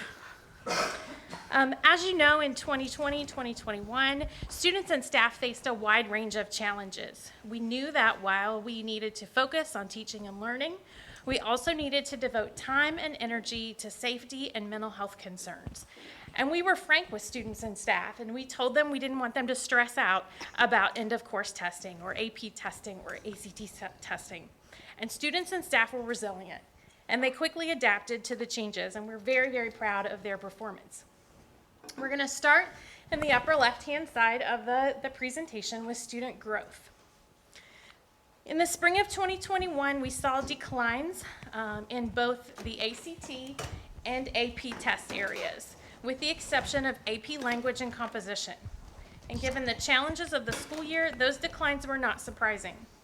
If we put it in context, though, ACT scores have been increasing over the past 3 years, and AP scores have been increasing as well in 7 of the 10 tested areas.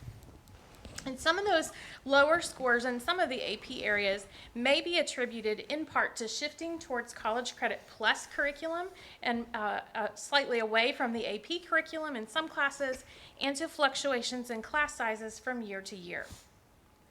Our growth goals are intended to get us back on track to kind of where we were pre-pandemic. In addition, we believe that performance in a course should be an effective predictor of performance on the associated high-stakes test, which has led to the goal of increasing the percentage of students scoring at the 4 or 5 level on AP tests. To accomplish these growth goals, we will provide students with opportunities for enrichment. These opportunities are being developed by the gifted department with input from our teachers, and they'll be rolled out to students during E&I period, which is 3 times a week. We will also be emphasizing ACT vocabulary, particularly in junior level courses. Our ELA 3 teachers work diligently with other junior level teachers to incorporate both academic and content area vocabulary into their courses. And finally, we will place increased emphasis on writing in AP courses, which has been supported by AP teachers pursuing ongoing intense professional development. On the student achievement side of the plan, again, in the spring of 21, on Ohio State tests, as Dr. Moore described, we saw overall declines in the percentage of students scoring at or above proficient, which again was not surprising. Since I started looking at state test data when I came into administration at Watkins, I started looking at data from the spring of 2016. In 5 of the tested areas, which is now 4 of 6 tested areas, we have been on solid footing, and we were making improvements in the other 2 areas. Now, when we analyze test data from this spring, it's important to be mindful that about 30% of our high school students were fully remote for some or all of the school year, which we knew could potentially impact results. And when we broke down the data, we did notice significant differences in the performance of students who were fully remote and those who spent time in person. And we know as a staff that we must close those gaps in next level courses. So for example, in geometry classes, we know that we need to address skill gaps from Algebra 1. But what the data really shows us is what we already knew. The in-person instruction is irreplaceable, and our teachers make a positive impact on kids. As Dr. Moore alluded to, it is not reflected in this plan. However, we do have value-added data for English Language Arts 2, Algebra 1, and Geometry from spring of 2021. And while we did not meet achievement benchmarks in these areas last spring, our GAIN indices tell us that there is significant evidence that our students made more progress than was expected. And in short, our kids grew.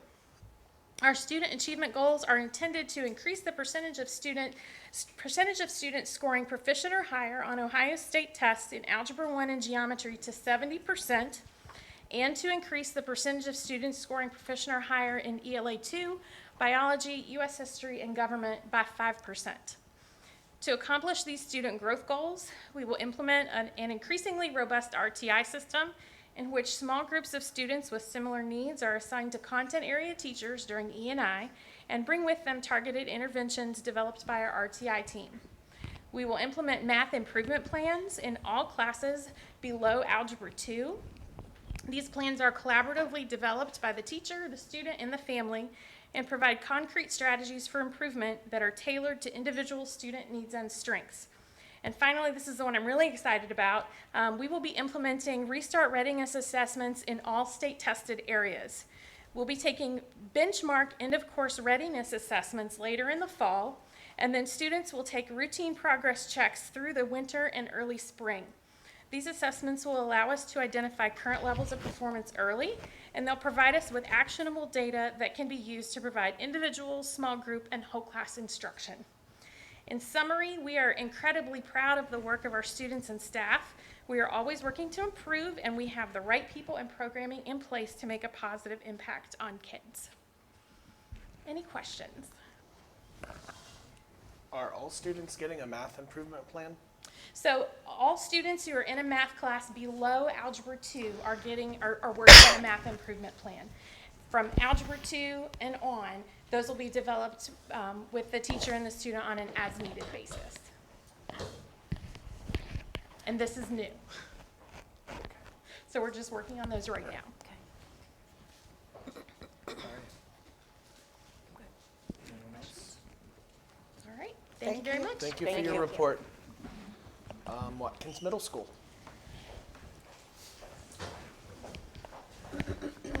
Good evening. Thank you for having me.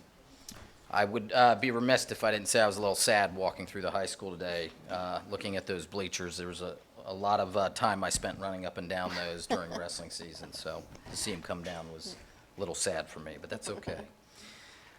So I think, when we look at a lot of the information that Dr. Moore presented, I think, that tells us a lot about where we need to go moving forward for Watkins Middle School. When we looked at that information, and even I think prior to any of that coming out, we assumed that there were going to be some sizable gaps just based upon how the last year and a half went. And so kind of the approach that we've taken as far as how we're going to respond to that is asking ourselves some pretty essential questions. How can we meet kids where we're at? How can we fill those gaps? And how can we meet kids, where they're at across the spectrum, not just for students who are struggling, but on the high end of the spectrum as well. And so a lot of what our plan entails for the middle school encompasses all of those things to try and meet kids where they're at moving forward to close gaps. So for the year, when you look at our assessment data for our benchmarking, obviously very similarly to what we saw Dr. Moore present, there are definitely kids that are still not at where they should be in terms of grade level performance for both reading and math. And so for this year, where our focus is going to lie is based on, we're going to measure ourselves in terms for mathematics on how far we can get kids with our MAP testing. We want them to at least demonstrate a year's growth, more than that in many cases. And we're also looking to see how we can expand our multi-tiered system of support, specifically with our Tier 2 and Tier 3 kids. And so the way we're going to go about this to help promote growth with our multi-tiered system of supports, we are going to utilize our E&I time throughout the day to provide extra help for kids. Teachers will have the autonomy to shift kids around within the schedule to get additional help in whatever content area that they have. We have, as I said, expanded our menu of offerings for kids in terms of extra supports. We have, as you see, one of the focus areas, we have expanded our reading enrichment program to meet our kids that are struggling the most on that end of the spectrum. We've also kind of piloted a new program this year for our highest risk students based on some of the data in the areas of academics, attendance, and behavior. We targeted groups of kids in the 7th and 8th grade that we felt needed additional supports. We've utilized a staff member who has a background in social work or had worked previously, I think, in the Buckeye Boys Ranch to work with these kids almost as a case manager, and there's been some promising movement in that direction for those particular kids. As far as that's concerned as well, building-wide, we've focused our professional development, our plan for the year to build capacity amongst our staff, to focus more on differentiated instruction as a whole. Each staff meeting that we have is focused primarily on how we can expose teachers to high-value instructional strategies that are going to be able to be utilized across the spectrum. We're utilizing our instructional coaches to help roll that out. We're using our gifted intervention specialists to help roll that out, and as well as pushing into certain classrooms as well to work alongside those teachers. We are going to measure our success, as I said, through MAP. Our goal is to hit our benchmarking by mid-year and be 100% on target across the board. And then as far as measurement with the OST, obviously we want to reduce the learning gaps for all different learners across the spectrum. As far as achievement is concerned, we've set a target of 70%. The reason across all areas, the reason we looked at that, we went back and looked at trend data prior even to the pandemic, and there are some areas that had not even hit 70% in some instances. In some instances, this would be almost a 15 to 20% jump in certain areas. And so that's kind of why we focused on that as an area.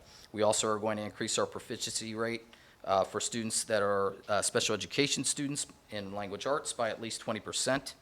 As Dr. Moore alluded to in terms of some of the changes we've already implemented this year, curricularly at the 6th grade level, we have gone to a modified block schedule to incorporate more time for language arts and for our mathematics, and we're hopeful to see some positive gains in that end.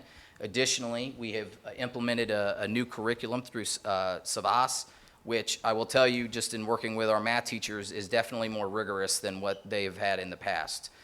So we are looking forward for some growth in that area. In addition to our instructional approaches, we are also trying to implement some heavy focuses in terms of executive functioning skills and our social emotional learning platforms.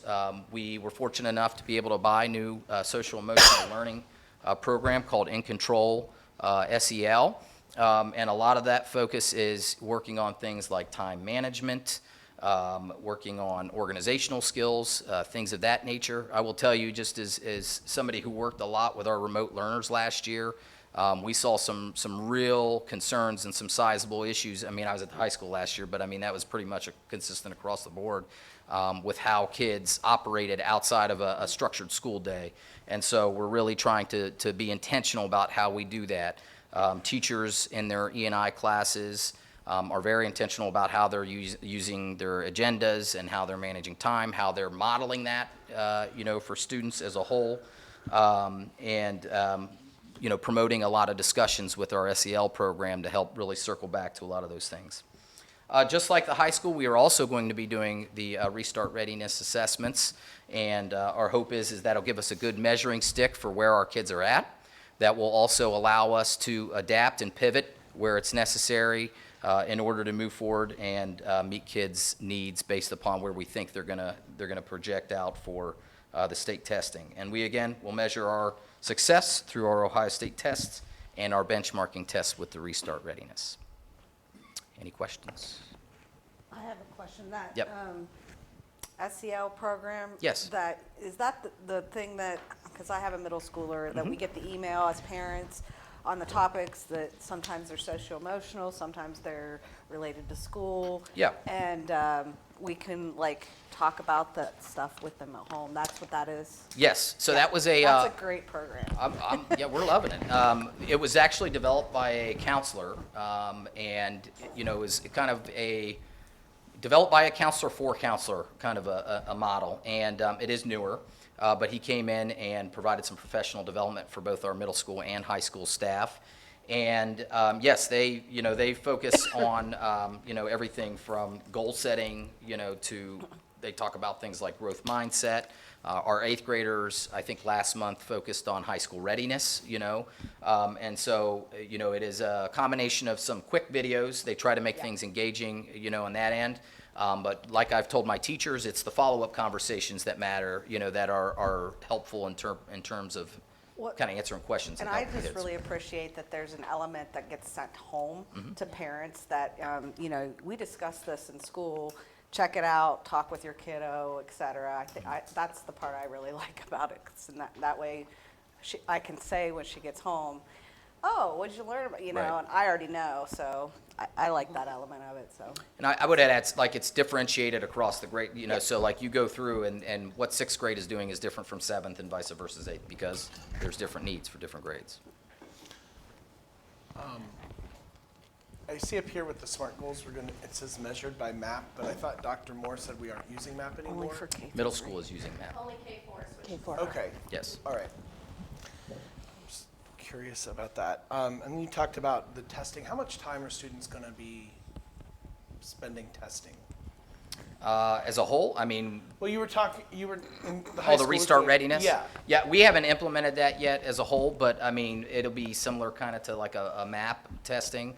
It'll probably, I would have to find out more information about the logistics of that as a whole, and I can share that, but I don't know that it's going to be, it's going to replace. 90-minute test, at least for our grade. Okay. And one of the things we discussed was replacing the common quarterly assessments with those so that we don't Not adding. Okay. Because I thought Melissa said it was like every other week. Those are the progress checks. Oh. Those are like 7 to 10. Okay, because, So okay. these will be in Not- place. Sorry, these will be in place of the CQA then? 4-7. Okay. Core? We have not landed on that. Yeah. Okay. Probably. Okay. Now I know some teachers use the CQA as part of a grade. Will this assessment also be part of a grade, or is it just to truly see where a kid is?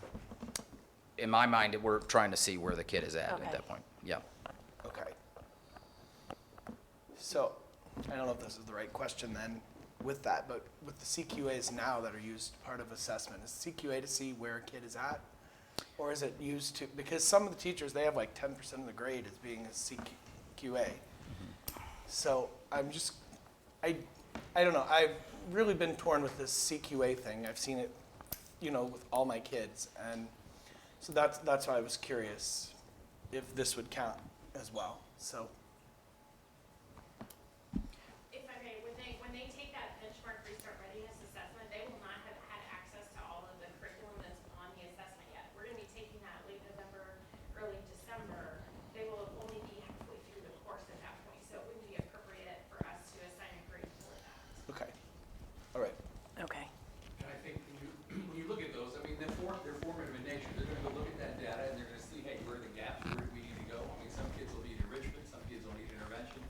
that's what I thought CQA was for. Right. I was taken back that, I mean, teachers are using that as part of a grade.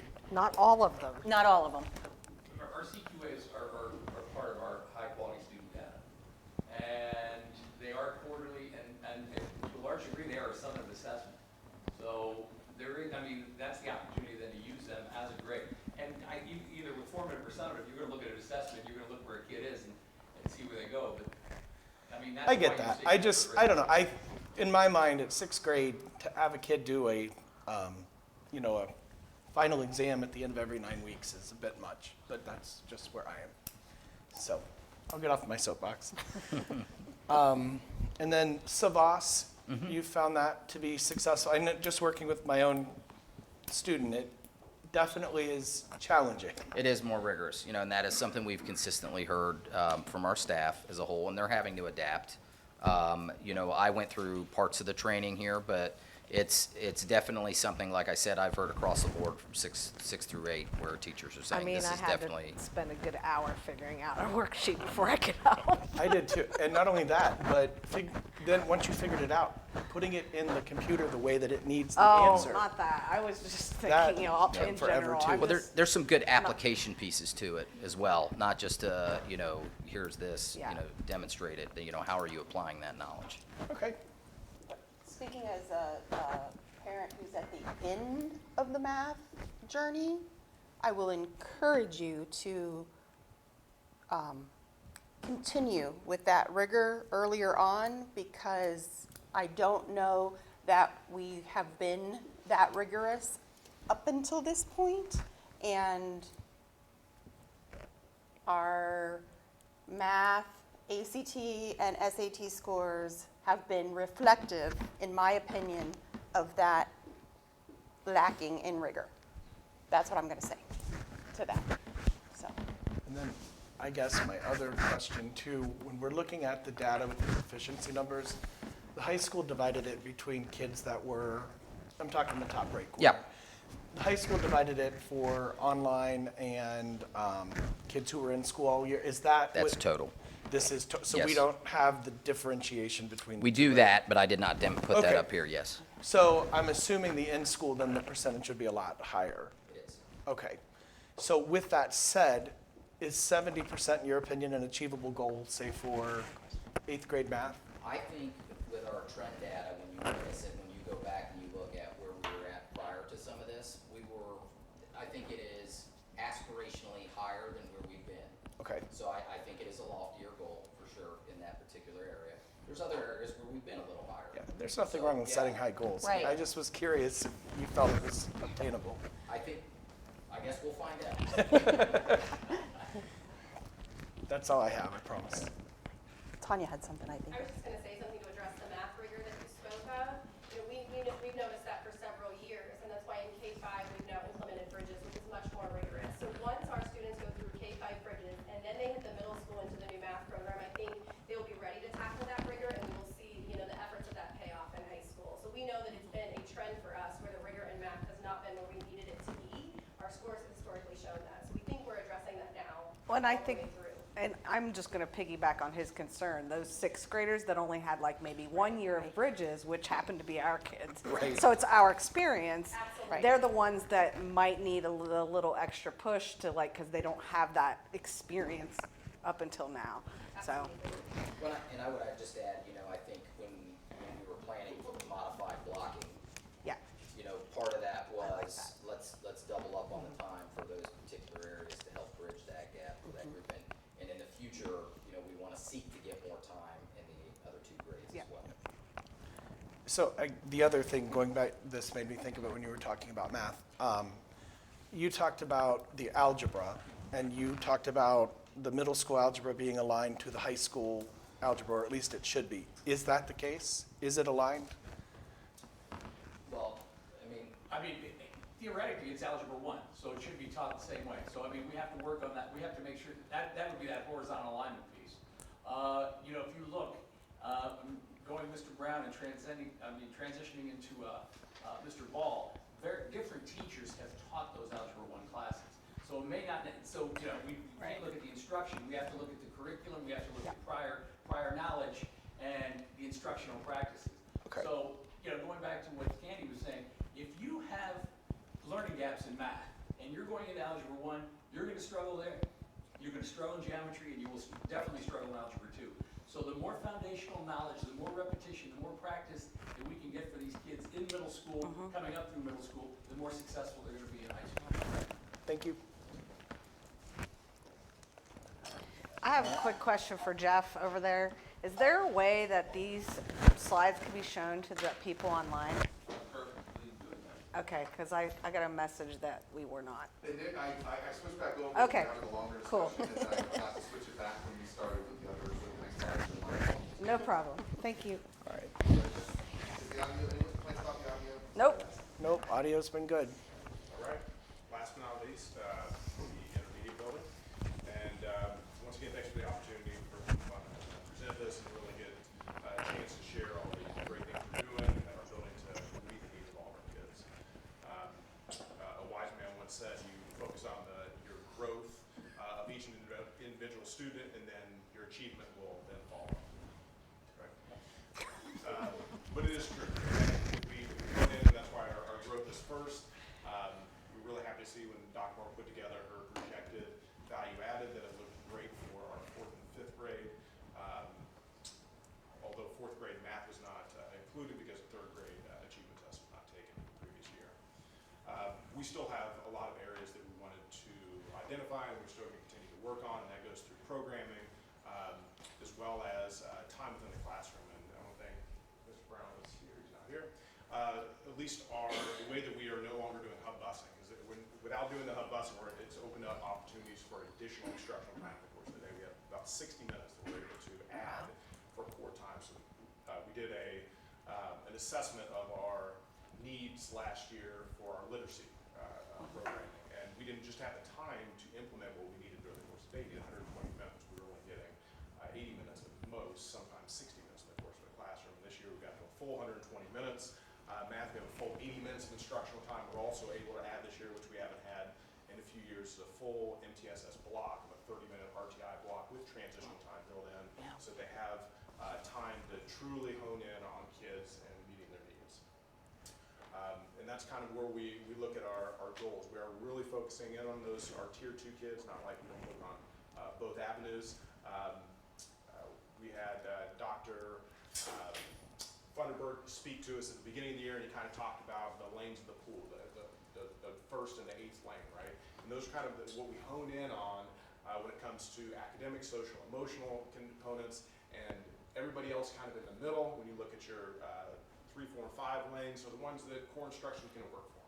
Your basic instruction is going to work, but you really have to think about how you're going to target those kids on the outskirts. And that would be our gifted too, if we look for the projected growth that we had in F for gifted, which is surprising. But at the same time, we know that we're still focused in on keeping those kids at the 95th percentile and keeping them to continue learning and growing. And we've done that through, and actually we jumped to gifted there for the depth and complexity, which is we're in year 2 or 3 within incorporating that with all the curriculums. It's really just enriched questioning and depth of knowledge and daily teaching in those gifted classrooms.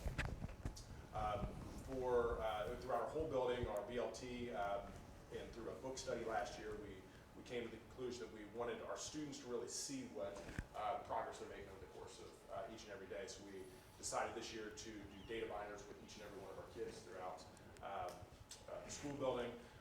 We're going to eventually move into student-led conferences with those as well, because it's important for kids as well as adults. Like, we're going to now set goals for ourselves and see that they are either achieving those or not achieving those, and how we can kind of hit the reset button if need be. I think we alluded to the MAP and STAR. We are kind of a split building because of the state not recognizing STAR for a gifted assessment component. So we have STAR at the 4th grade level and then MAP at the 5th grade level. Below that, you can kind of see we also use a program called Freckle at the K-5 level, and that is an adaptive program which you can also assign targeted content to kids. You can use that for intervention pieces, and that's really what our math, our 5th graders are using outside of math, because math does not have a progress monitor component like STAR does. So it's a great supplement for intervention that we are using. As we look from our data from one side to the other, we typically, of course, with all of our diagnostics, we're going to see, and they give us projected proficiency. We have our achievement, and then they come and take our diagnostic, and there's just that summer dip is what you kind of see from actually goes from right to left. But we came up with our goals thinking about the previous years and looking at our trend data of increasing, really honing in our read proficiency, increasing it by 20%. It's going to give us really close to that 80% state benchmark that we'd love to hit, and honing in on writing as well this year. And we're going to really make writing a focus as we move into future years as well. We looked, and it was ironic how over years you can get kids close to a 5 out of 10 on the writing component that are going to be more successful in being proficient. It was like a 90% proficiency rate. It also increases the overall proficiency of all students at that point. So we're going to we've increased writing outside of just our ELA and social studies, which this year across the board, both 4th and 5th grade, is humanities. We created a humanities block. We had 3 teachers that took the lead in being trained this summer, and then have led the continual implementation and actually creation of this new curriculum, which I know they use at the 6th grade level as well. It is a little more project-based. Every 2 weeks they are creating a project at the very end, but it's that backwards design that really gets kids, we've seen them buy into the curriculum, and you're also able to tie the curriculum, most importantly, together. It's not always separate going from class to class. We want writing to be continuous throughout all of our classes, and it's more we can connect our curriculums together, the more kids are going to see how everything's aligned, and it's not just separate when you go from teacher to teacher. And I think we just mentioned the Bridges program as well. We're in year 2, although last year was somewhat of a full implementation, with COVID and where we're at with everything. But we're excited to just continually now be able to use all the components. So it actually has a 20-minute number corner, a 60-minute lesson, but your lesson you can also kind of tailor at the very end to whole groups of students. You can meet the needs outside of that RCI and TSS block that we have, which it is really a fantastic program. For our achievement side of it, we are also going to be taking the winter restart ready test. So we can use kind of our baseline that we already have on our current kids. If we can get kids to show like a 10% gain on that, and another 10% is kind of where we're looking at the final end. We'll get our 20% gain within the course of our goals. So short and sweet, maybe not short and sweet, but maybe short and DS. So any questions? Question? So we've already met our SMART goal number 2, right, for 5th grade? Projected proficiency, at least 75%. You were looking at the achievement score that they're coming from 4th grade into 5th grade. So if we look on the student growth side of it, they're actually a projected 62% proficient. So we want to get them back up at that 75%, but there's a big discrepancy across the whole state from a 4th and 5th grade math test. It's significantly lower. It's usually on average 18% lower than from 4th to 5th grade. That's the way the state test has always been. So we want to get that 5th grade score up there. 75% would be one of the highest they've had. All right. Thank you. Thanks, Jeff. Thank you. All right. Request to speak on non-agenda item or on agenda items. I'm sorry. Normally at this point in the meeting we're talking about non-agenda items, but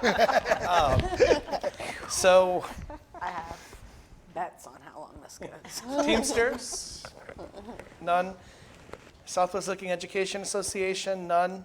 Okay, we're moving on to approval of minutes for September 16th meeting. So moved. Second. Pick one. I heard you first. Mr. Jones. Mrs. Engel. Yes. Mrs. Spindler. Yes. Mrs. Moore. Yes. Mr. Zani. Yes. Mr. Vincent. Yes, that passes. We'll move on to a report from the treasurer. Motion to approve. Second. Including the executive summary for September 30th, 2021. Fairly routine month. We finally got our estimates in there based on our budgets. It's only 1 month, but we are running better than we anticipated at this point. But still very early in the fiscal year. So again, very routine, nothing really out of the ordinary. I'm glad to answer any questions you have, but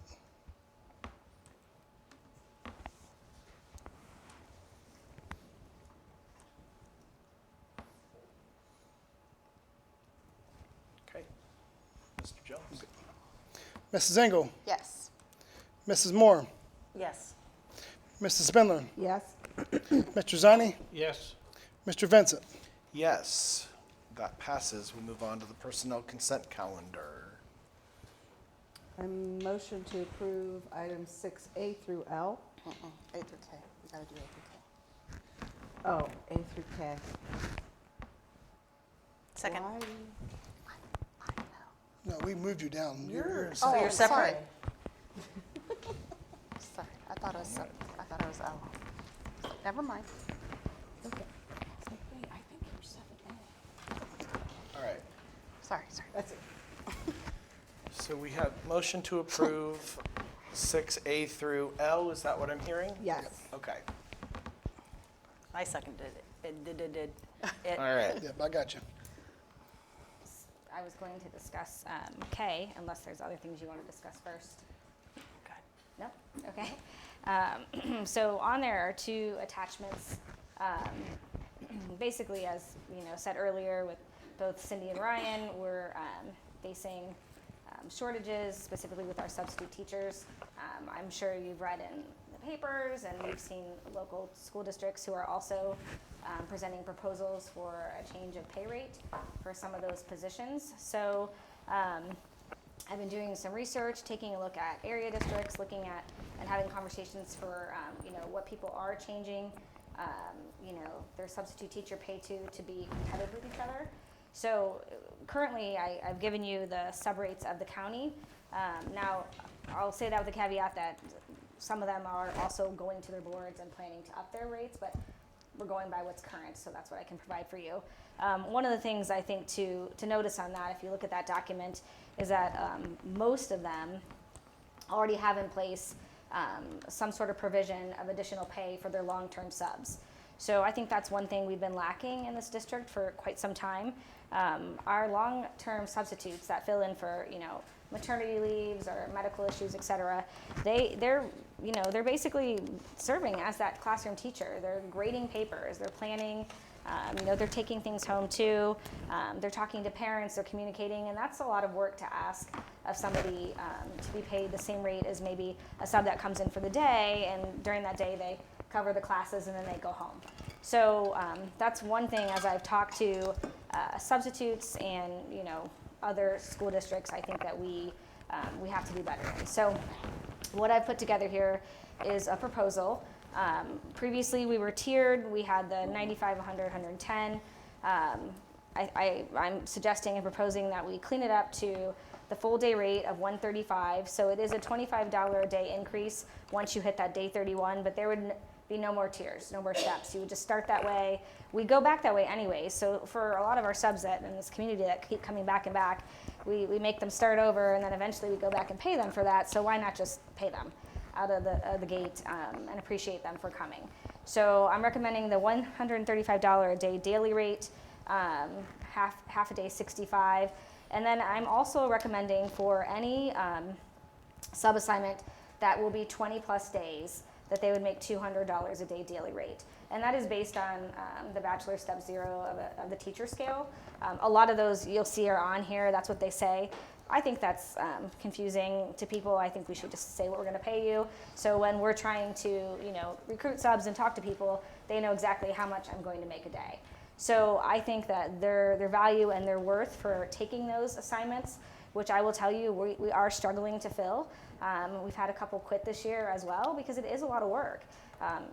People sign up for it, and if they're not experienced or haven't done it before, they don't realize what exactly they're getting themselves into. And I do think in having conversations, if they were compensated appropriately, I think we would be much more successful in getting them to stay. So I'm proposing the daily rate change, the long-term substitute rate change, and then at the bottom of the chart page, you'll see my additional proposal is to change the substitute bus driver pay to $20 an hour.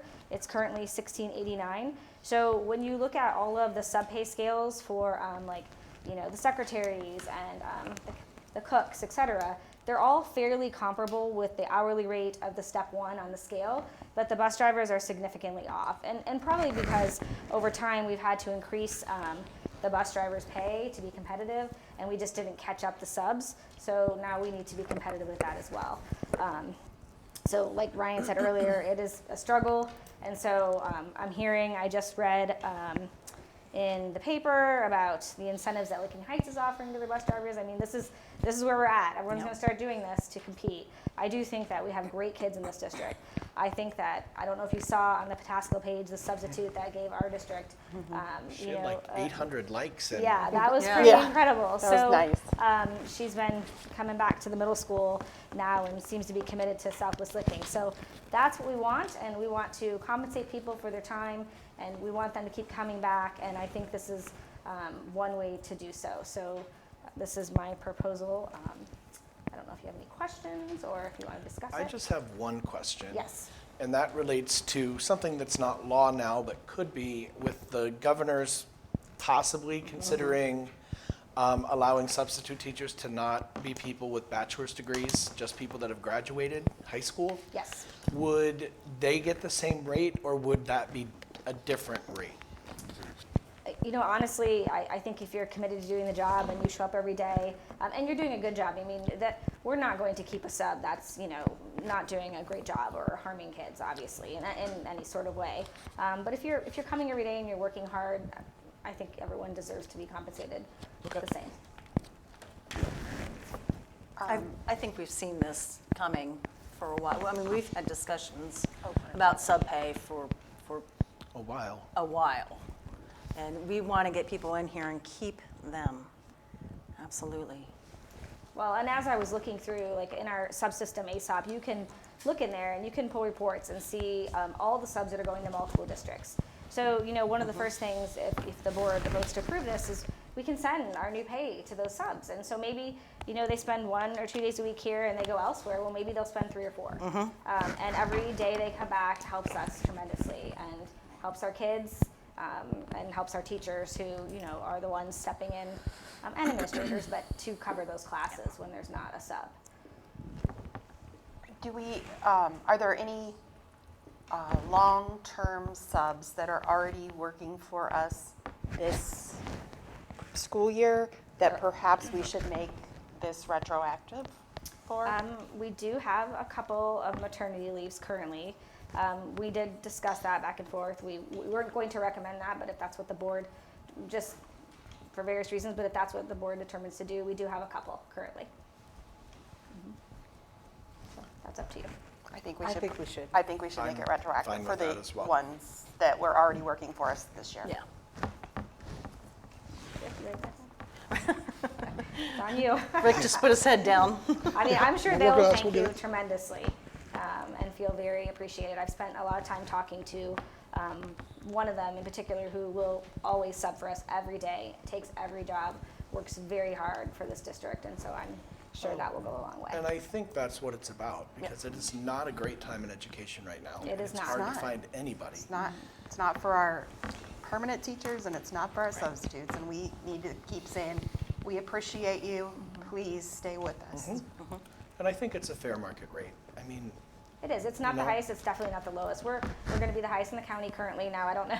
As they change, we shall see. I'm sure. Yeah, for how long, right? Yeah. But I think that people will be very grateful for that, and they'll feel as if they're appreciated for the work they do. And I think that's what's important at the end of the day. okay. So that's it on that. All right. Do you need a motion for that, or is that enough? I made a motion. I made a note. Oh, we did, didn't we? Okay, we're good. You're just adding that terminology to. Yeah, I'll just change the salary schedule to state that, so.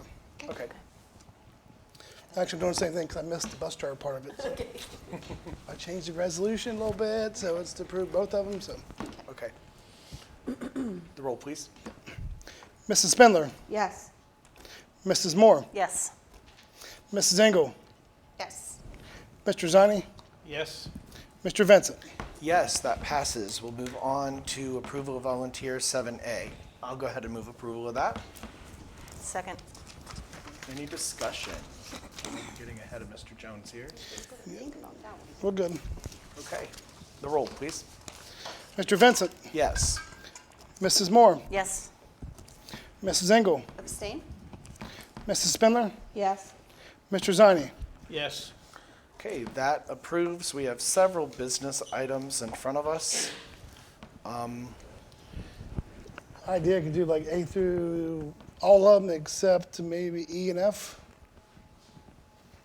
Take E and F separately. Okay, motion to approve items B, A through D, and G through Okay. K. I'll second that.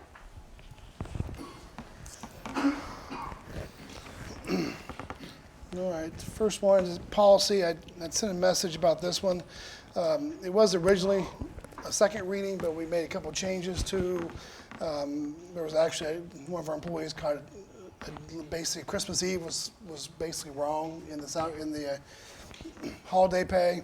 And then Juneteenth was basically listed in the wrong place of the original, was it Juneteenth? That's right, Juneteenth.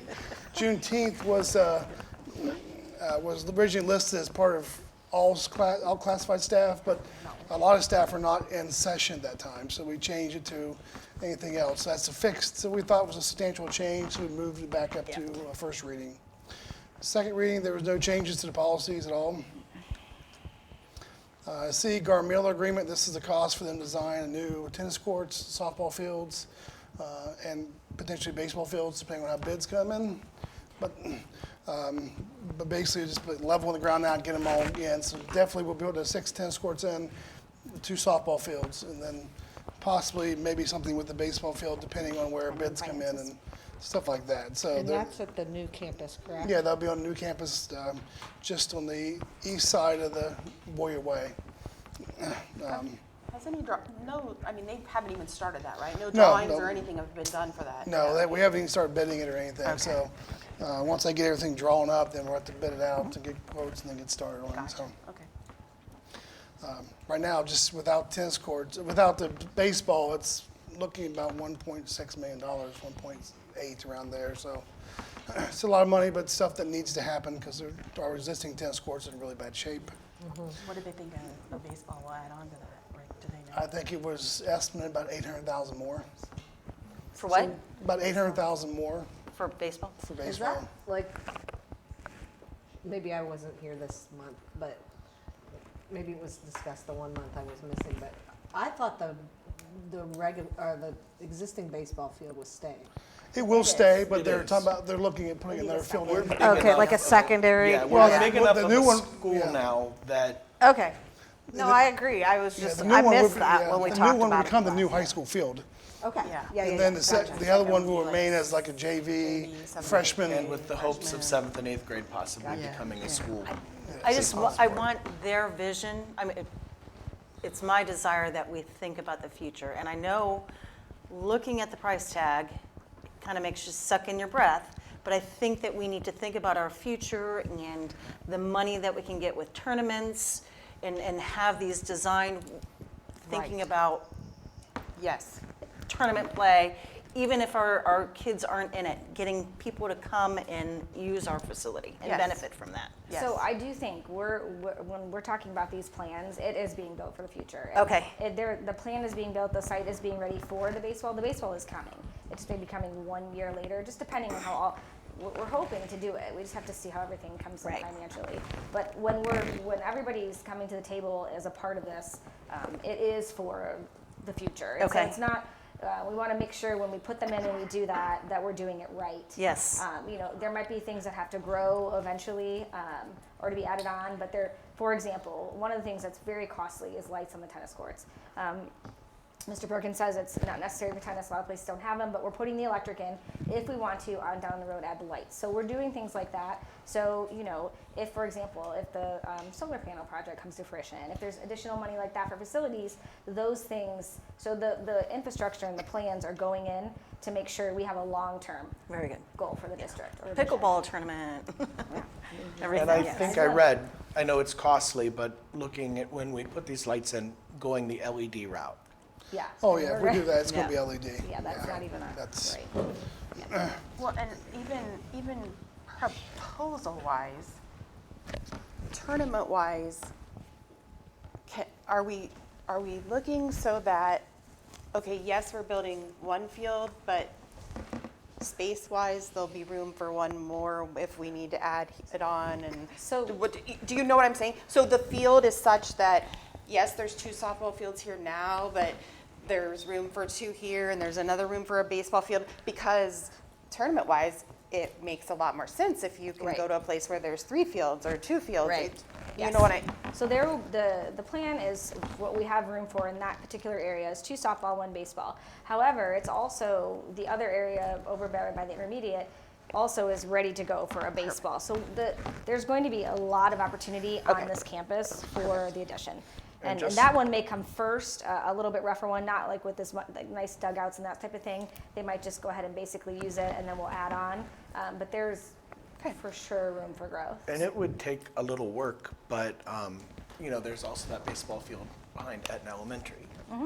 That if we got that fixed up, that needs some TLC. But I will say there are teams out there that are looking for for fields, and if we could rent that out and that could be their team field, it would just, I don't know. I agree. So I only want to mention in reference to all of these conversations about forward thinking and possibility of doing tournaments is that we make sure we're planning for space for parking for these tournaments. Absolutely.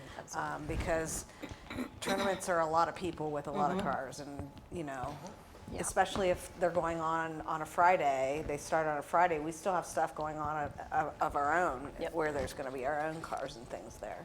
So that's all. Just a comment. A couple of corrections.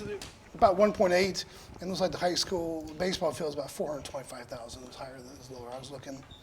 And actually, I wonder if I can forward this to. We have a preliminary what we're looking at. Can you send that to us? I thought I could put Jeff if you want to put it on the screen, see it, or would you rather just email it to you? Okay. I'll forward to you to look at. It's the estimate, then below it's a ballpark picture of what we're looking at. So. Okay. Thank you. If you have feedback, obviously send it to us. Sorry, just want to send it before I forget. Next on the agenda, are we done with that one? Everybody good with that one? I did have a question, or not so much a question, but more of a statement about one of the second reading items. Yes. JHCC, some people did contact me and they were concerned with the term, the board directs the superintendent to develop and implement communicable disease management protocols in consultation with health professionals. And the people thought that there should be a time frame in there, and I just wanted to say, I feel like the policy itself has a time frame in it because we meet every month, and we can discuss and tweak that as we feel necessary. I just wanted to get that out And there. don't we do a policy review like mandatory every so many years? Yeah. I mean, to me, it's de facto, it's happening every month. So I don't know that, we need to put a number there. So I just wanted to throw that out there. Good. Next one is the master electric contract. We were with a Power for Schools electric purchasing cooperative. That contract expired, and this is a new contract. To get back into it, it's when the other one expired, they kind of moved us a little bit more to open market rate, which just puts us to a little lower cost. So it'll definitely save some money.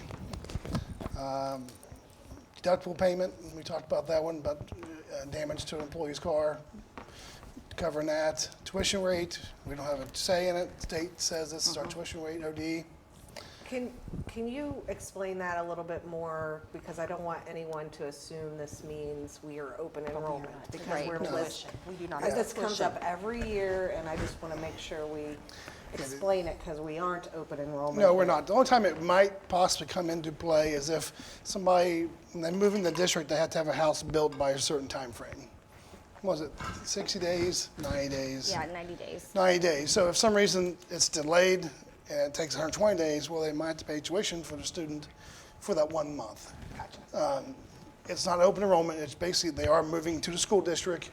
It's just taking longer. And that's the only time I could think of where that would ever come into play. Because, again, even with building new buildings, we're still don't have room for open enrollment. But We- it's we don't something the state requires us to have Yes, basically the state tells every school district in Ohio based on, this is what your tuition rate is based on your expenditures. And we have to adopt it, so. And honestly, we work with parents who are building in the district. I just wanted you know. it to be said out loud, Yeah. so, Oh, because sure. it comes up every year, and then people will send emails about open enrollment, and I just wanted to make sure we said it. I think I've been here 20, 30 years. I don't think we've ever used it. No. That many. So it's procedure, but not we ever use it. So the next one is the Aetna Elementary roof repair. This is the second time we bid it. Again, we had issues with this one where the low bidder didn't submit all the required information, so we had to reject their bid. Thankful we had a second bidder, even though it was higher, and they were still under the $85,000 budget. So this is to award the repair project to K&W Roofing, and also to reject the bid from Legacy because of not having the proper documents included with their bid. Is this roofing planning, is it planned to be done when the school opens, or are we going to do Yes. that over the summer? Now, the hope is to get started as soon as you approve it, as soon as they can get out there, because it's mainly just reattaching existing roof, caulking. I'm not aware of any panels getting replaced or anything like that. So hopefully it's not a major thing that's going to take a ton of time, but hopefully it's done before school starts. But that might also be weather dependent. Do you want to talk about the ESC contract? Basically, we have another student going to basically the hearing impaired program with the ESC in Central Ohio. Yes, we did have an additional student, so that's first. And then the good news is all of our insurances renewed, medical, dental, health, life, and we end up coming with a 0% increase. Unheard of, especially our health. That has to be unheard of. Yeah, I had a 10% increase in the budget. We had a good year. So basically, we were less, we were probably running at about 70% and cost ratio. And if you're at under 80, you're usually good. So we had a really good year as a school district. And then our insurance consultants, they worked with them and got it. So it's great. And then there is a cap next year of 11% max. Very good. The other thing both of these renewals had is there's the ability is once a whole year is closed out, that if we're under like 95% where we expect it to be, we'll get a 5% rebate. Wow. Okay. And we're running well, so if that stays, I would expect us to get a 5% Very rebate. nice. So obviously that would be split between basically anybody who has our insurance and the school district based on the percentages, but that is a good thing. I mean, next I had 10% in the budget, which is close to $400,000 increase. And that's zero. And it helps us, it helps us as employees. That's not coming out of our check starting in December. So Yeah, that's wonderful. that was awesome, yeah. It was very good news. So. Okay. Cool. Any other questions? Mr. Jones. Mrs. Spindler, Yes. Mrs. Engel, Yes. Mrs. Moore, Yes. Mr. Zani, Yes. Mr. Vincent. Yes, that passes. We'll move on to business item 8E, November board meeting. So this item is added on there. I have a conflict at the upcoming November board meeting. Oh, Do we need to make a sorry, motion? make a motion. Well, no, because we got to decide Can't, 'cause on we what don't have a date date. first. You got to talk about a date. Okay, okay. I mean, we could keep it and not have her here. Just saying. That is an option. Unfortunately, it is an unavoidable conflict, and so obviously I don't like to miss board meetings. I would prefer to be here, so I am respectfully asking if you would consider moving it to a different date so I can be present for the board meeting. So as far as when, the week before, the day before, the Wednesday, it doesn't matter, whatever works for everybody else here. Not the day before. Okay, whatever, whatever is good for you guys. I have something the day before, so we can't do that. All right. I'm totally fine. Like fall sports are over, so. Do you want So to? you're talking possibly the 17th? How about the? She can't do the She can't do 7th. Not yeah, the 17th. Not the 17th. How about the 15th or 16th? Yeah, 15th or 16th. Looking at the. I'm good. If everyone's good with either, I always am going to there choose is a- not the Monday. Yeah, There the is a Tuesday? holiday concert on Tuesday, the middle school holiday that's right, concert. okay. Oh, So that's going to be 6th, 7th, and 8th graders. So maybe the Monday, the 15th would be better. Monday the I don't see 15th? anything. Okay. Deb, Okay. is that okay? Yep. That will be considered a regular meeting then? No. I think it's going to be called a special meeting, so basically it'll be all the purposes we have listed here: personnel consent, business items, treasurer's items, superintendent comments, be requested to speak on agenda items only. So it is that's considered what a I was- special meeting. That's why I asked that. If it's a special meeting, the public participation that we had tonight, we aren't allowed to offer that at special meetings, but you can still address the board. You would just have to, Do it 72 hours in advance. yes, 72 let hours in advance. Dr. Perkins, secretary, knows 72 hours in advance, and you would be able to still speak. I just wanted to put that out there. So, So looking at 11:15 at 7 p.m. in this room with the normal agenda items, other than request to speak, that kind of thing, as a special board meeting. And that will be communicated with everybody, obviously. Yeah, I'd send out a meeting notice. in the anyway. communication. Wait a minute, I have a question. Sure. What precludes us from not allowing public participation?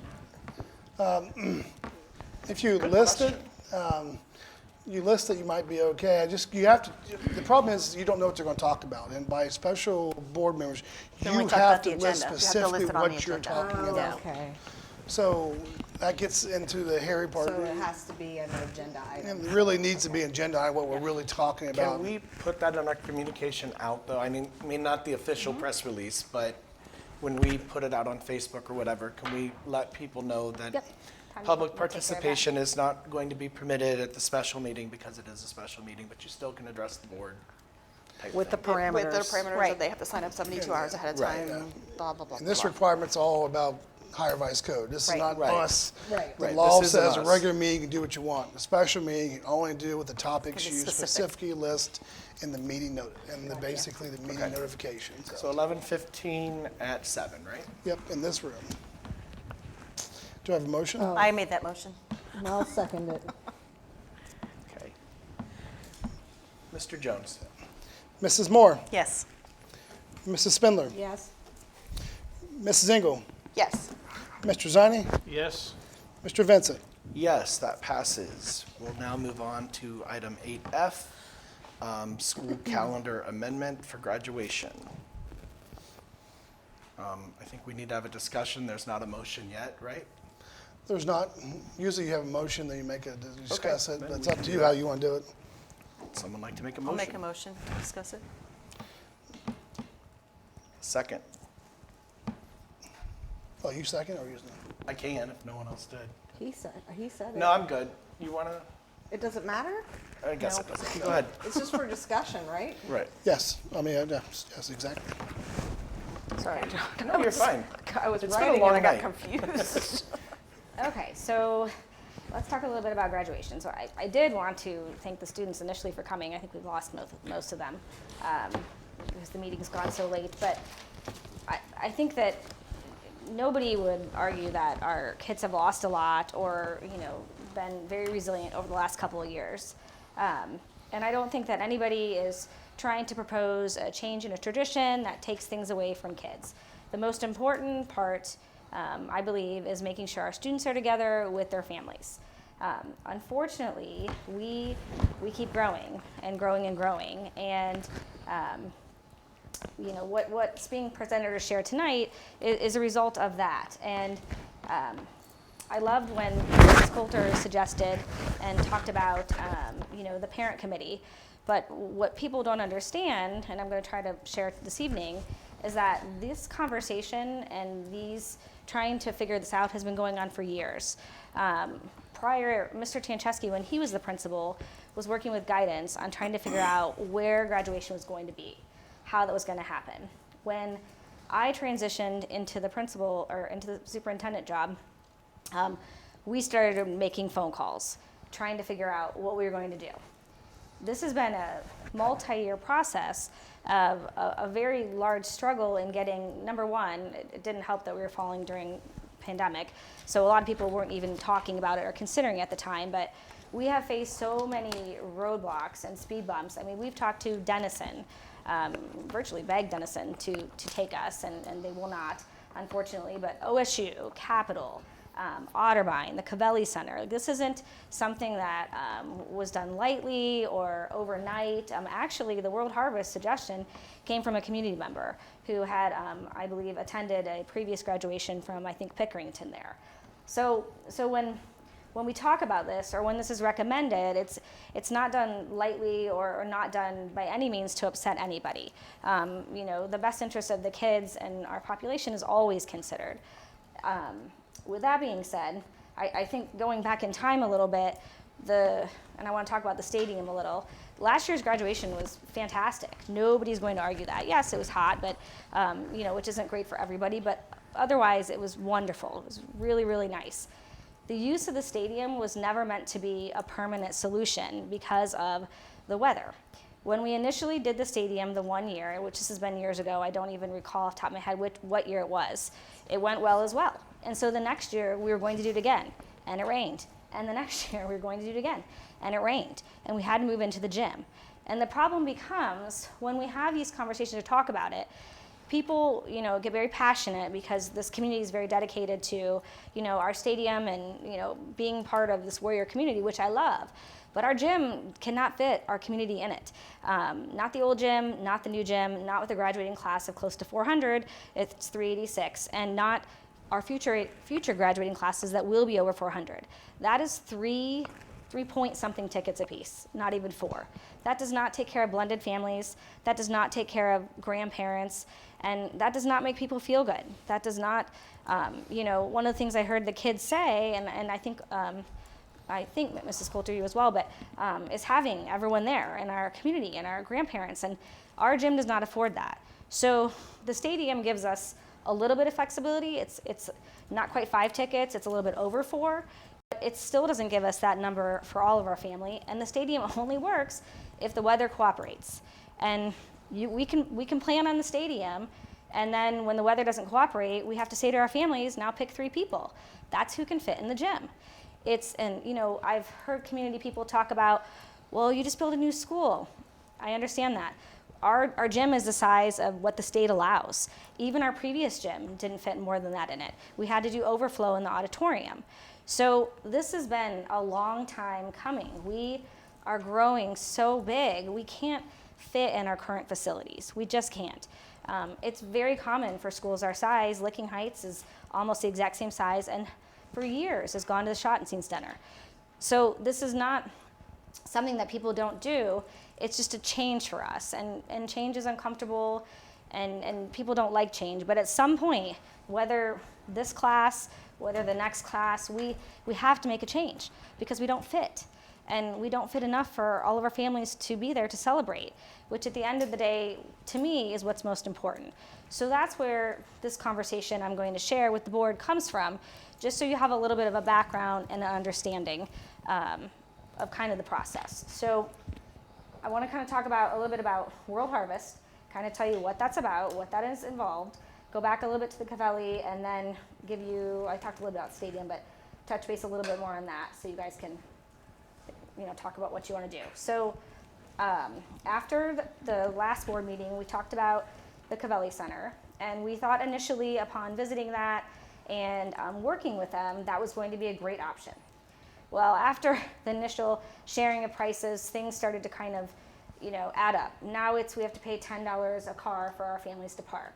Okay, now we have to pay for a ticket taker, which is silly. They don't need to take our tickets. I didn't understand that. So we were getting upwards of $25,000, and then when the high school team and TAN went out there to take a look at it, when they started talking about putting the chairs on the floor, we were losing so much seating, we were actually not gaining hardly anything from what we currently had. So why would we spend upwards of $25,000 to gain a little bit of seating, which would be fine for now, but longevity, that's not going to fix our growing problem. So then it was kind of back to the drawing board, of which then, like I said, a community member recommended Rural Harvest. That's where Pickerington, Canal, and Groveport had their graduation. So what was initially on the board agenda, which I know many of you saw, was the Monday, which is initially what they told us they had available. So 100% not ideal. But we put that out there to get a date on the calendar. We went out to take a look at the facility. It seats 5,800. So in theory, each of our families could have, I think it's 13 plus tickets. So we were going to say 10, and then there'd be a surplus for additional if needed, more than we've ever been able to give at a graduation. There is plenty of parking. You can come in the day before and do your rehearsal. All the streaming, the live streaming, the videoing, all that is done on them, professionally speaking, because they do rent out their facility a lot. And the total cost was $11,000. So substantially, well, more than half the cost of the Covelli, with a lot of the conveniences that we were looking for. One of the things that I liked, and I think that would help a little bit with something that the young lady, the student, spoke about, was the religious symbolism. That is all removed from the World Harvest Center or the church when you go. There's none of that in the actual, auditorium type facility you'll be in, nor is it in anywhere in the building when you walk in or present yourself. So you are literally renting a facility. That's how they present that as. There is, and then to go backwards, sorry, I forgot. So when we went to talk to them and to take a tour, I said to them, that Monday is really not ideal. The beginning of the week, it's just not really, it's just kind of randomly out there. And I asked if there's anything else on the calendar we could do. So we were able to get the Thursday evening at 7 on May 26th. So that's the Thursday night before Memorial Weekend. So I know there are quite a few schools that do have weeknight graduations, some on Tuesday, some on Thursday. I think people try to avoid the Wednesday because of church. So that Thursday night before Memorial Weekend, which I thought was significantly better than the Monday. So that's the change on the board agenda as well. So, there's plenty of parking, plenty of seats. It's a very nice facility. I think it would hold our school district for years to come.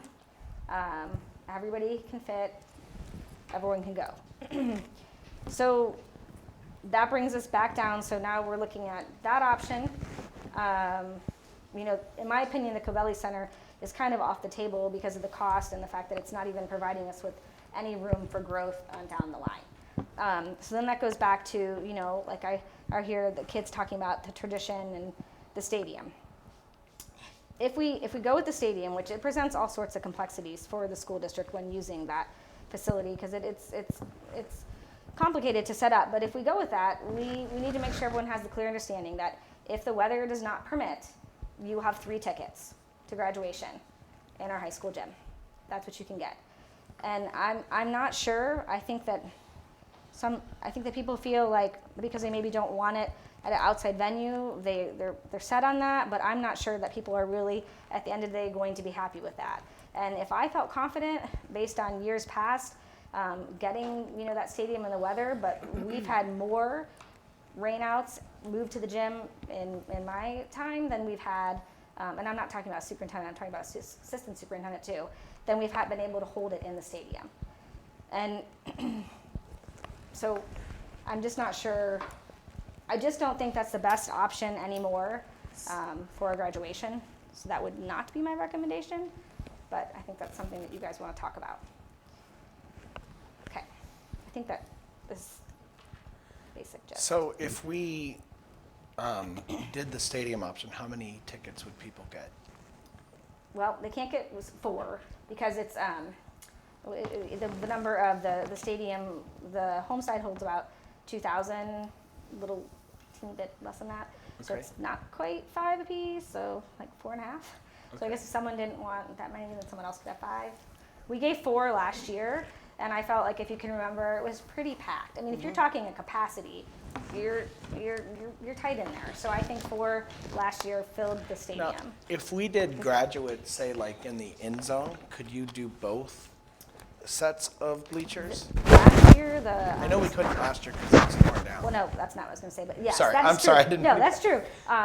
There were some concerns. Last year we did contract out the sound and some of that. There were some concerns.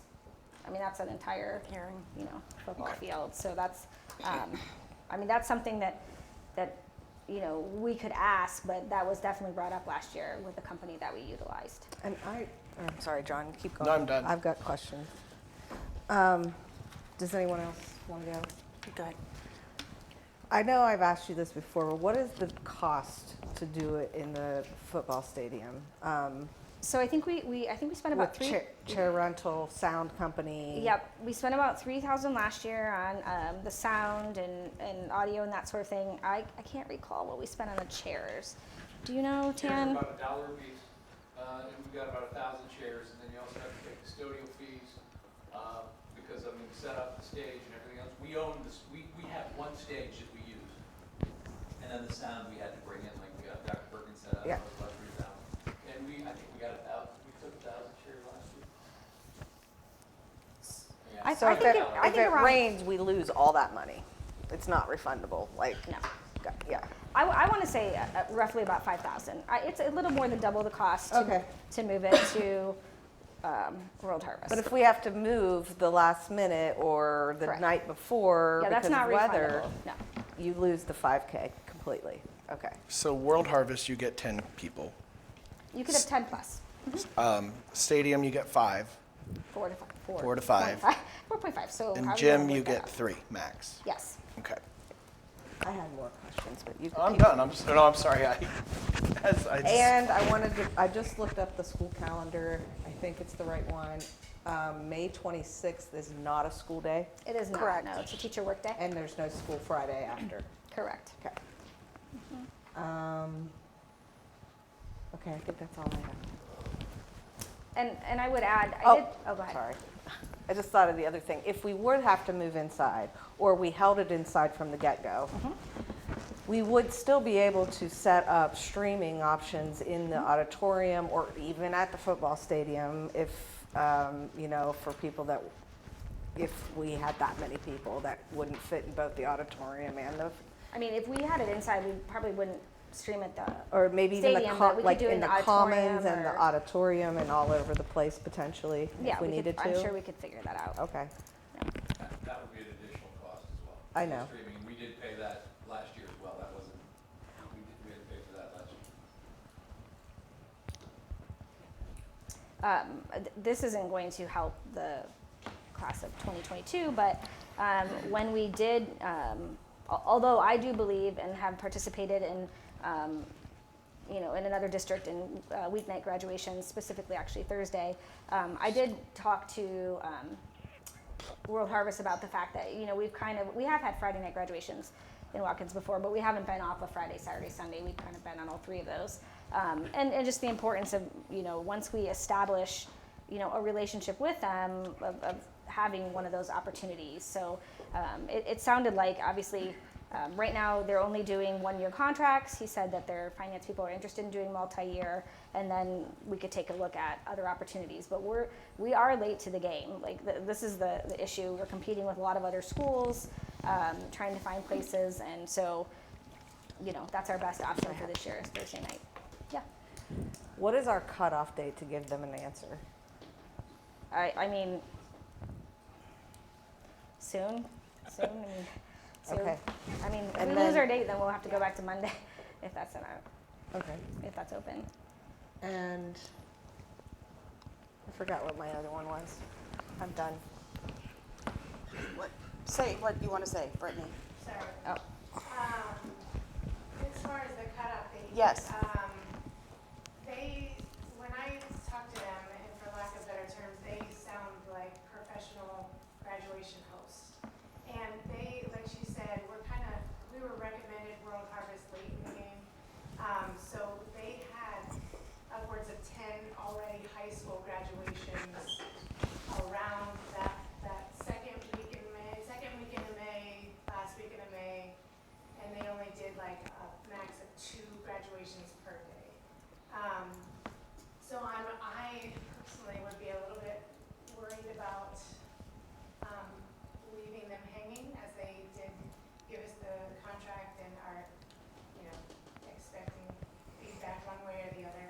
I would just be afraid of, because we're kind of late in the game in this case, that maybe we would be passed over.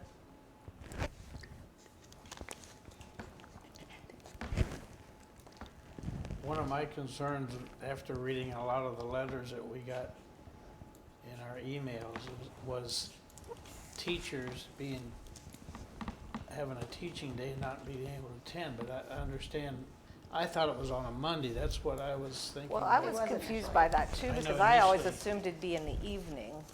It is the evening, It is 7 the p.m. evening. Okay. It's 7 o'clock. Well, a couple of the letters made it sound like it was going to Yeah, be well, in no- the Oh, daytime. no. Right. No, no, That's, 7 that was Kids my- would be in school, okay. No. Yeah, but it doesn't seem like that's a concern now, that everybody could attend, because it is a 7 PM graduation. I mean, there's, people work all day, all 7 days of the week, so, parents and stuff. But the majority of people work 9 to 5, and anyway, that was one of my biggest, Well, and it's a teacher workday too, so teachers Yeah, would be so- able to, you know, do what they needed to do and.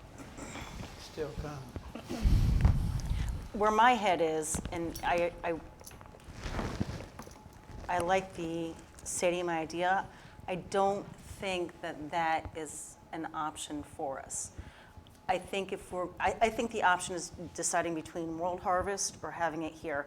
I think it's too much up in the air to say we're gonna do it in the stadium and then have to change at the last minute. I can't, family coming in and they think that they're gonna be able to attend, and then it's the rain, it's now only 3 people. Now you gotta pick with that household of family in there. So my thought is it's a decision between World Harvest and here. And if we had it here and we told families there's 2 to 3 people that can attend and visually see it in the gym, but we will stream it in the auditorium or the commons or the auxiliary gym, you will not be physically in that location. Or we could even stream it out to the stadium if we've got so many more. You might be sitting in rain, but you're a graduate and 2 people won't be, or they'll be in the commons or other. That's where my head is it still might have to limit based on the space that we have and the commons and the auxiliary and the auditorium. But if we did that, how many? We got 2 to 3 in the gym. We'd probably add another 2 to 3 based on those areas. I mean, our auditorium holds, what is it, 8 something? 800. The Commons can hold probably a couple thousand, I'm guessing, if you just put chairs out, but it's. Oh, I don't think so, Rick. I know, about a couple thousand.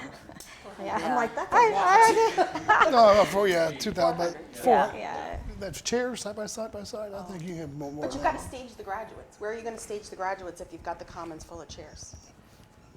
It could be the auxiliary gym, or it could be. Or the room, the multi-purpose room? Could you leave them in there?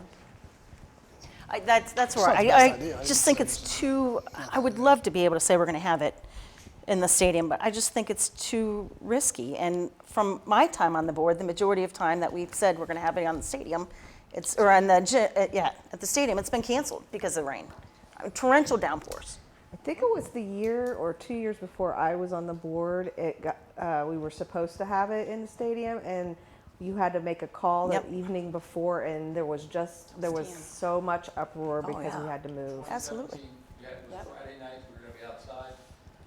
We had rehearsal on Thursday, we canceled it, and social media is what it is. Right. But it started raining at 4 o'clock on Friday, we didn't stop till midnight. And Yeah, very heroic of them. You were the hero. We began looking since then, and like Dr. Perkins said, we went to Denison, we went to the fairgrounds, we went to the Schottenstein Center, we went to the convention center, we went to veterans, we went everywhere. I mean, some of them were upwards of $30,000. The shot that's a huge fee, and it's multi-year. So everyone says there's venues out there, there are, but they're not available. Right. So.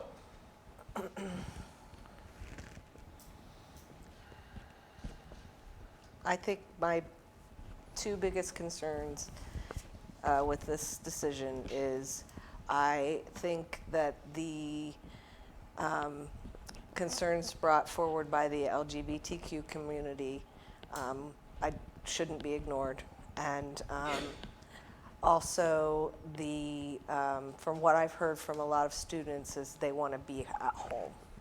So I mean, parents can email me every day, but when I hear from students, it's kids for me. I don't know. This is rough for sure. The only thing I'm going to say, because I'm going to say one thing, is it would be nice to have our family with us at graduation, and to have our family, and I know my family said if we're not going to be at graduation, then, and to be part of graduation, then why would we come? We'll just watch it at home. So.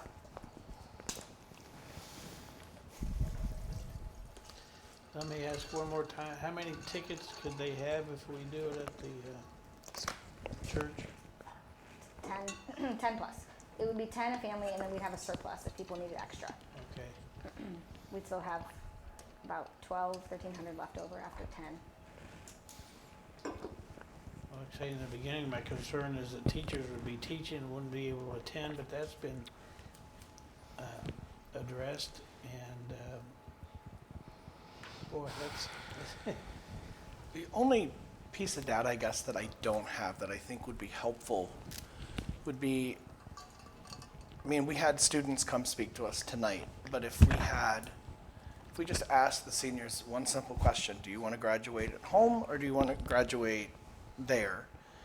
And once we had that data, maybe make a decision. So I would not be opposed to not necessarily deciding tonight, but maybe have a special board meeting where we could decide it, where we would have the data from the students to help inform our decision. Well, and I think if we're going to do that, we're going to have to be a little bit more wordy. I think it's not home or there, it's home with limited people, Yes. probably not in the same room. That's what I think, yes. We're going to need to say, in the gym with 3 tickets.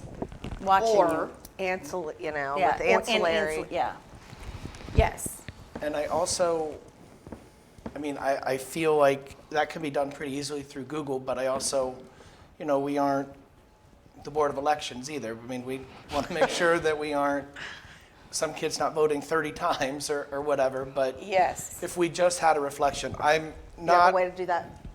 I'm not opposed to having a Yes. special meeting, it's an extra trip here, but I think it's worth it because, this is something that these kids have worked 13 years for. So that's just kind of where I am. But I want to make sure we're clear because I am also worried about this not leaving them hanging thing. Yeah. So it needs to be like super quick kind of thing. And I'd like to add, and this is your decision, I don't love all the survey ideas because of the timeliness. However, students are going to vote on emotions, and I want to make sure that they're taking in their parents. Like, I may say, yeah, I want to be with my friends at the stadium, but maybe my mom, as a parent, is like, no, I want more tickets because I want my parents to come and the grandparents. So I don't know. I'm not I don't wanna opposed start to. serving everybody, I'm not but opposed to that either. I'm Is just there a saying- way where you could ask, "Are you a student or we are did you a a parent?" survey like that recently, didn't we? Where we had about the elementary school, where we had input from students and graduates, and they were able to label who they were. So you could send one survey out, explain everything in great detail, and they check a box. Are you a parent of a senior and they have to put their name or some indicator so that we don't have like random non-senior parents and random non-senior kids filling out a survey. I mean, I know Melissa said she could do it for the kids, but I'm not sure we could do it, You can? Well, and at the same time, I think we need to go ahead and do it for the juniors also. Because we might as well, we got to start getting that input now. And it, like she said, it does need to be specific. If we do the gym, you get this many. If we do World Harvest, you get this many. And And the survey should be answered within by this date for your, like Monday, Yeah. unfortunately. yeah, I would. Considered, and then we can even meet like Monday night or Tuesday or however long it takes to compile. I just want to make sure we get that, if we're going to do the survey, that we get it so people understand the choices that they have. And I know it, I think it could be spelled out very clearly. okay. Okay. I just feel like I Probably could get make a people to better answer decision if timely. I had that information. The problem might be getting people to answer timely. Right. Hopefully they're motivated. I mean, the people that are passionate about it they're well aware. They're still in this room waiting Yeah. on what we. I mean, they're there's also watching 600 online. parents. So I've been on the you're- board today. I've been on the board, 4 years, and I got more messages between 10 a.m. or 10 p.m. last night and noon today than I have ever. So I know people are watching. That's good.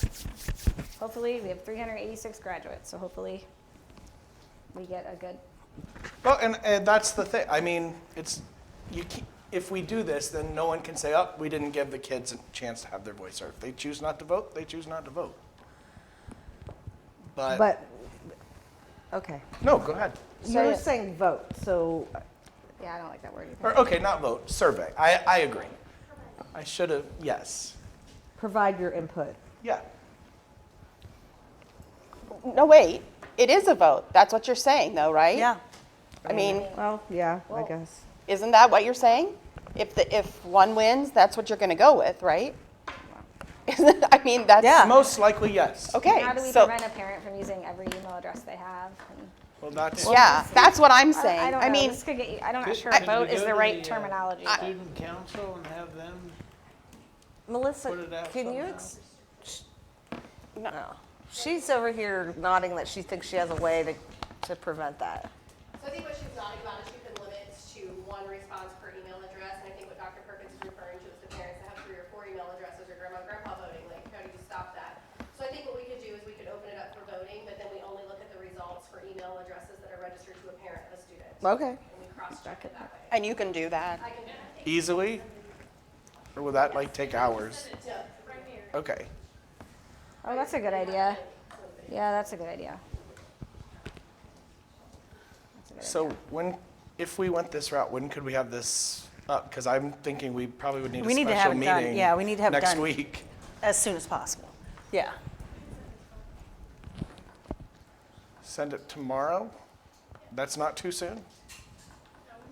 Oh, that's a good idea. What about having them enter their student ID as the indicator of who they are answering the survey for, the progress book ID? Yeah, that's a good idea. So if we go down this road, I guess my thing would be, if we closed it Monday, could we have the data for Tuesday and do a special meeting Tuesday? Are board members able to be here Tuesday? Is that the 25th? 26. 26th. Yeah, I'll do it for this. It should We be a could do pretty. it earlier. Yeah, we could. We don't have to Oh. do 7. I could be here as early as 3:30. Okay. Oh, wait, I can't be here that early. Okay. I don't think. Well,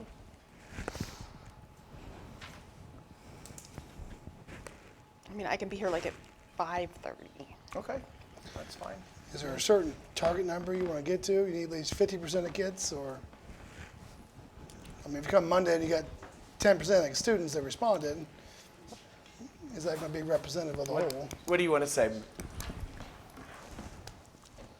think we just have some questions that maybe the board would want to consider. Okay. Okay. Yeah, Are please. we looking at a simple majority or 50%? Oh, could you? Can you use Come the to mic, the mic. Melissa? Some You don't. people- You can sit down. Just if Mike, you want to grab the mic for her, she doesn't have to come up.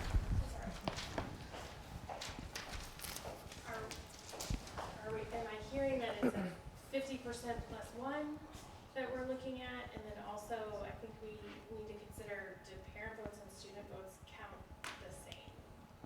Just something that, it doesn't affect our creation of the survey, but I think it's worth considering. Well, I think that's why I said probably, because for me, I'd like to see what the students say, but I'd like to also see what the parents say. But what happens when the students say, "I want it in the gym," and the parents say, "I want it at the other to be place. able to bring 10 people"? Well, Yep. That's a good point. Or it's one, I mean, conceivably, one vote. I mean, that's. That's why we have the hard decisions here. Oh, they picked us. That's why they picked us. That is why they picked us. I mean, now.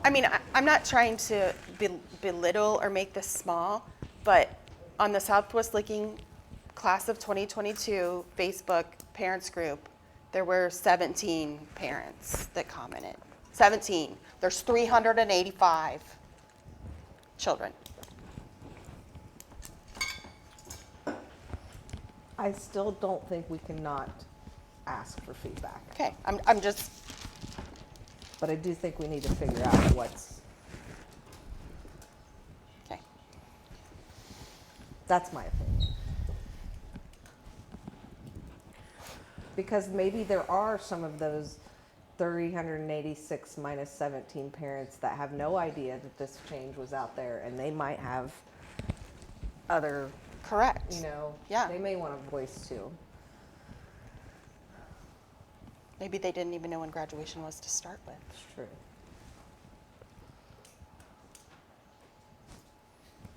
All right. So I guess we, as a board, have to decide. Are we deciding on this, like how we weigh it? What if like students votes way more than parent? They get their 2 per like 1? I guess. I think it's the other way. I think your parents should weigh more than the students' votes. Okay. I'm looking at it from the perspective of I would just like some data to look at and then make the decision.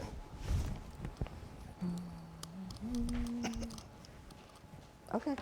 But do we need to put the parameters? We need at least 50% of the students to vote or participate?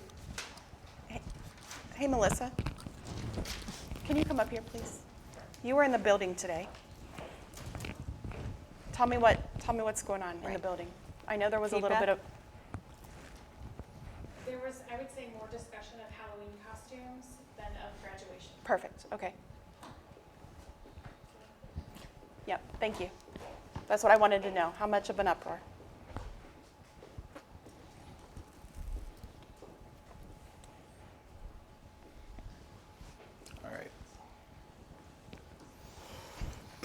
Kind of have 3 options, or at least a couple options. One is you can withdraw your votes and you don't act on it at all. Second option is you could table it and see where that goes. And third option is you vote on it.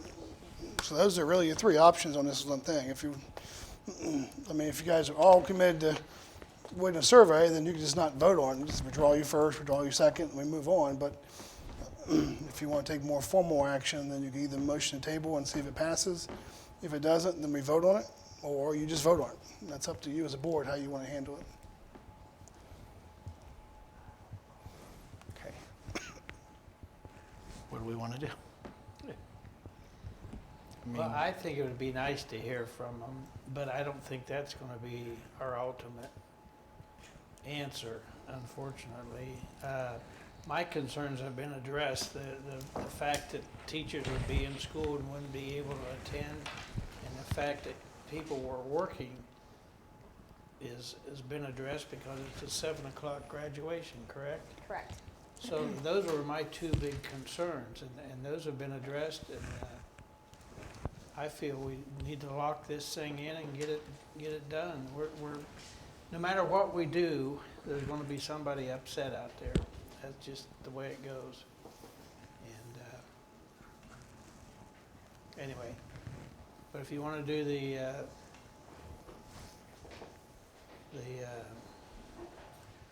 survey, then I'm fine with that too. So.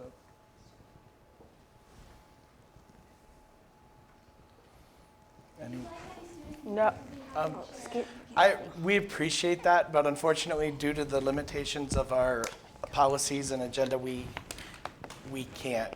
I'm sorry, but I appreciate the offer. Can you acknowledge that?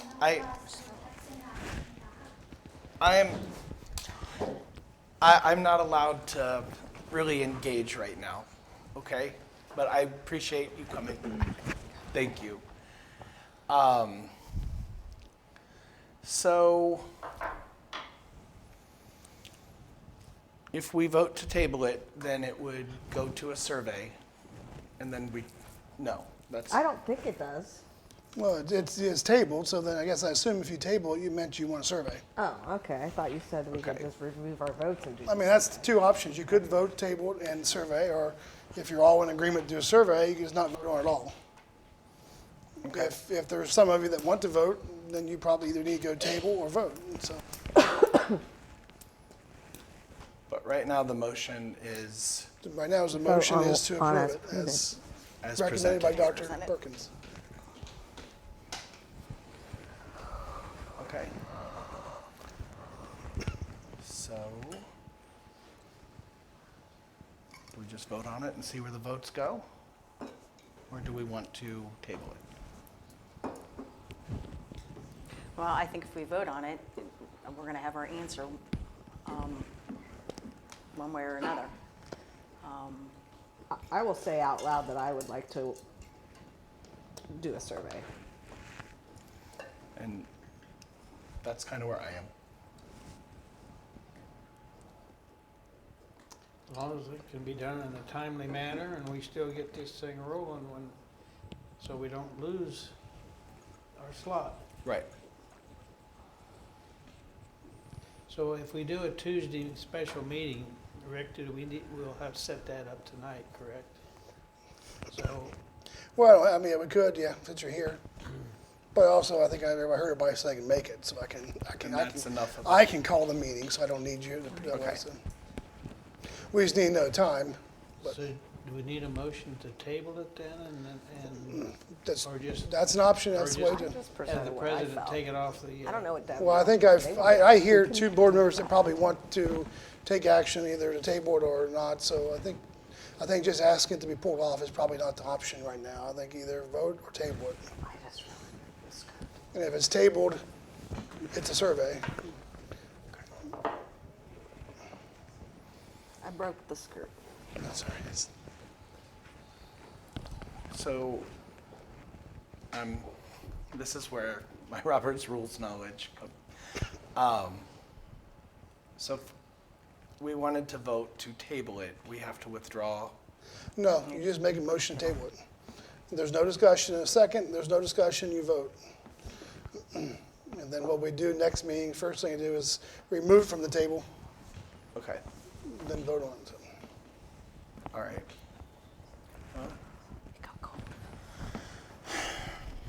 This is not easy. I'll move that we table it. And we have, well, I don't know if I have to expand on that, have a special meeting next Tuesday to view the results of the survey and Make a final from decision. the table then. I'll second that.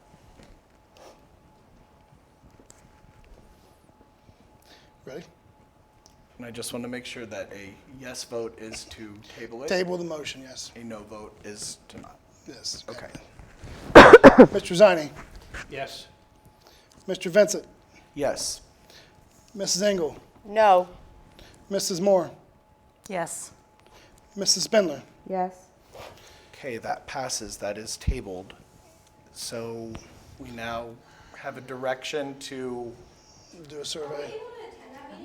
Oh my God, stop talking out. I'm sorry, I'm not Have you allowed. ever been to a meeting? You're in a formal meeting. You aren't allowed to yell out like that. It is a public meeting on Tuesday that anyone can attend. Okay? And I'm happy to answer any questions you have afterwards, but it's just us right now.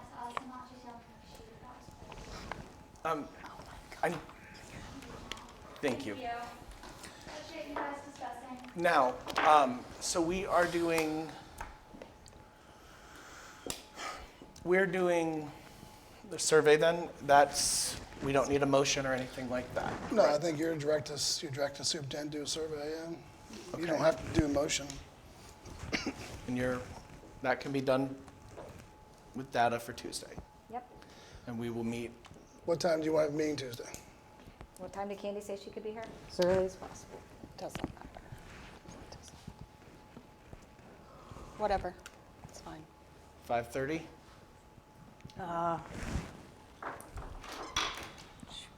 I can do any time after 3:30. I would like to be in Canal Winchester by 6, but if I can't, I will do whatever I need to do. You can meet earlier. I couldn't hear you. Sorry. Whenever. She'd like to be in Canal Winchester by 6 if she's possible. 5:30 works for, whatever works for everybody. I can do whatever, so whatever you want to do. It really, you guys can meet earlier. It's fine.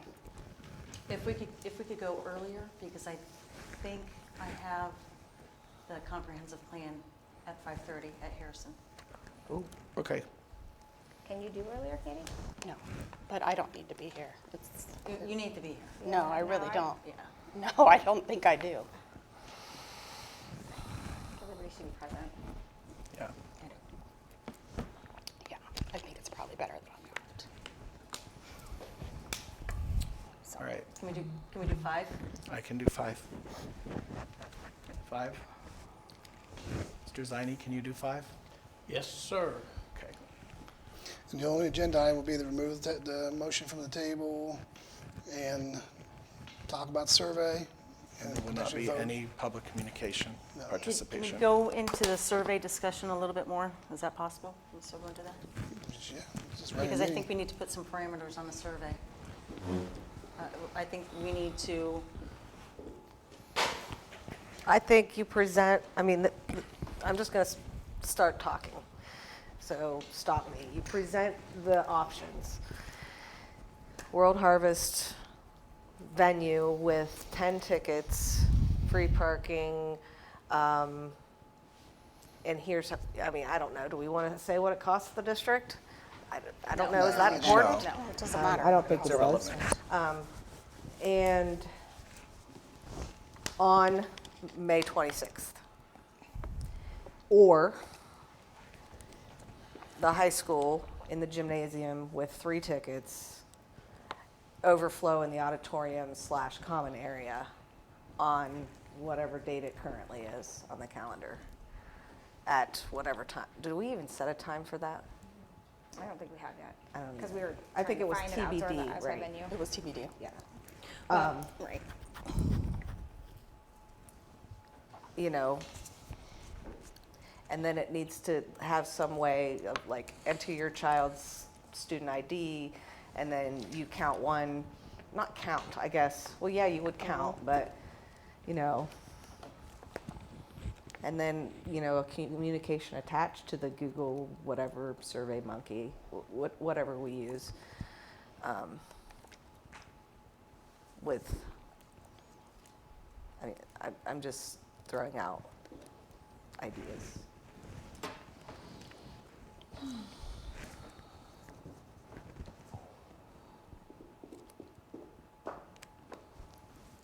All right. Anyone have anything else to say about this survey? Do we want to pass it by the board president? Just maybe, once you make it up, just say, yeah, that looks good, or no, it Yeah, I needs can, to add this? if that's the direction the board wants to go, I can do that. I wouldn't mind that.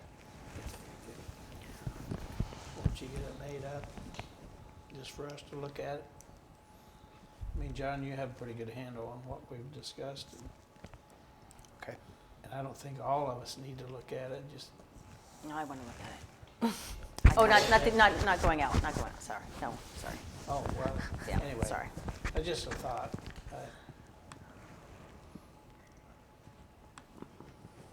Okay. All right, are we good now? Well, I'm just going to throw this out there. I think if there is a minimal response, I don't know what that threshold is, but if there's only a minimal response, I think that's an answer itself too. And, right. I don't disagree with that. But what, should we say what, you know, what's our threshold? What's the benchmark? How many surveys should we get back? You know, should we get 386 surveys back? And even if that means, you know, half of the kids, half the parents, so you're really only getting half back. But that counts as a whole. Like Melissa said, you know, 50% plus 1, we've heard from over half the class.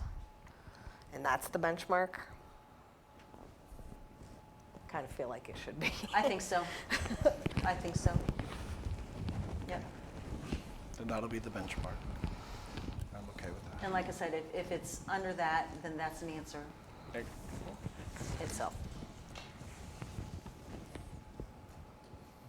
All right.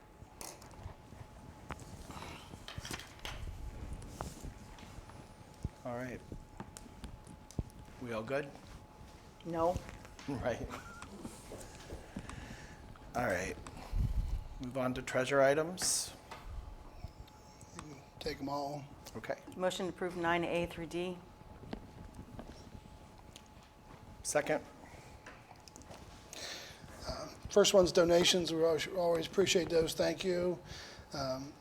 B is amended, additional amended certificates with some changes, mainly to the general fund, different with changing the insurance from a 10% increase to a 0. So just bringing it all back down to what I anticipate for the year. Then now certificates, we have one for the Digital Academy costs associated, and more statements of purpose. Fairly routine stuff. I ask the board to please approve it. Okay. Mr. Jones. Mrs. Moore. Yes. Mr. Vincent. Yes. Mrs. Engel. Yes. Mrs. Spindler. Yes. Mr. Zani. Yes. Okay, that passes. Superintendent's items. Dr. Perkins. Honestly, I don't have anything. Okay. So talk about these two things. I think we Well, that's a talk tonight. So amazing surprise. You're disappointed, but I don't have anything extra. Okay, request to speak on non-agenda items. Teamsters, none. Southwest Licking Education Association, none.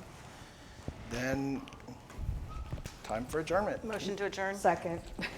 Well, that was fast. Mr. Jones. Mrs. Moore. Yes. Mrs. Spindler. Yes. Mrs. Engel. Yes. Mr. Zani. Yes. Mr. Vincent. Yes, we are adjourned at 10:06.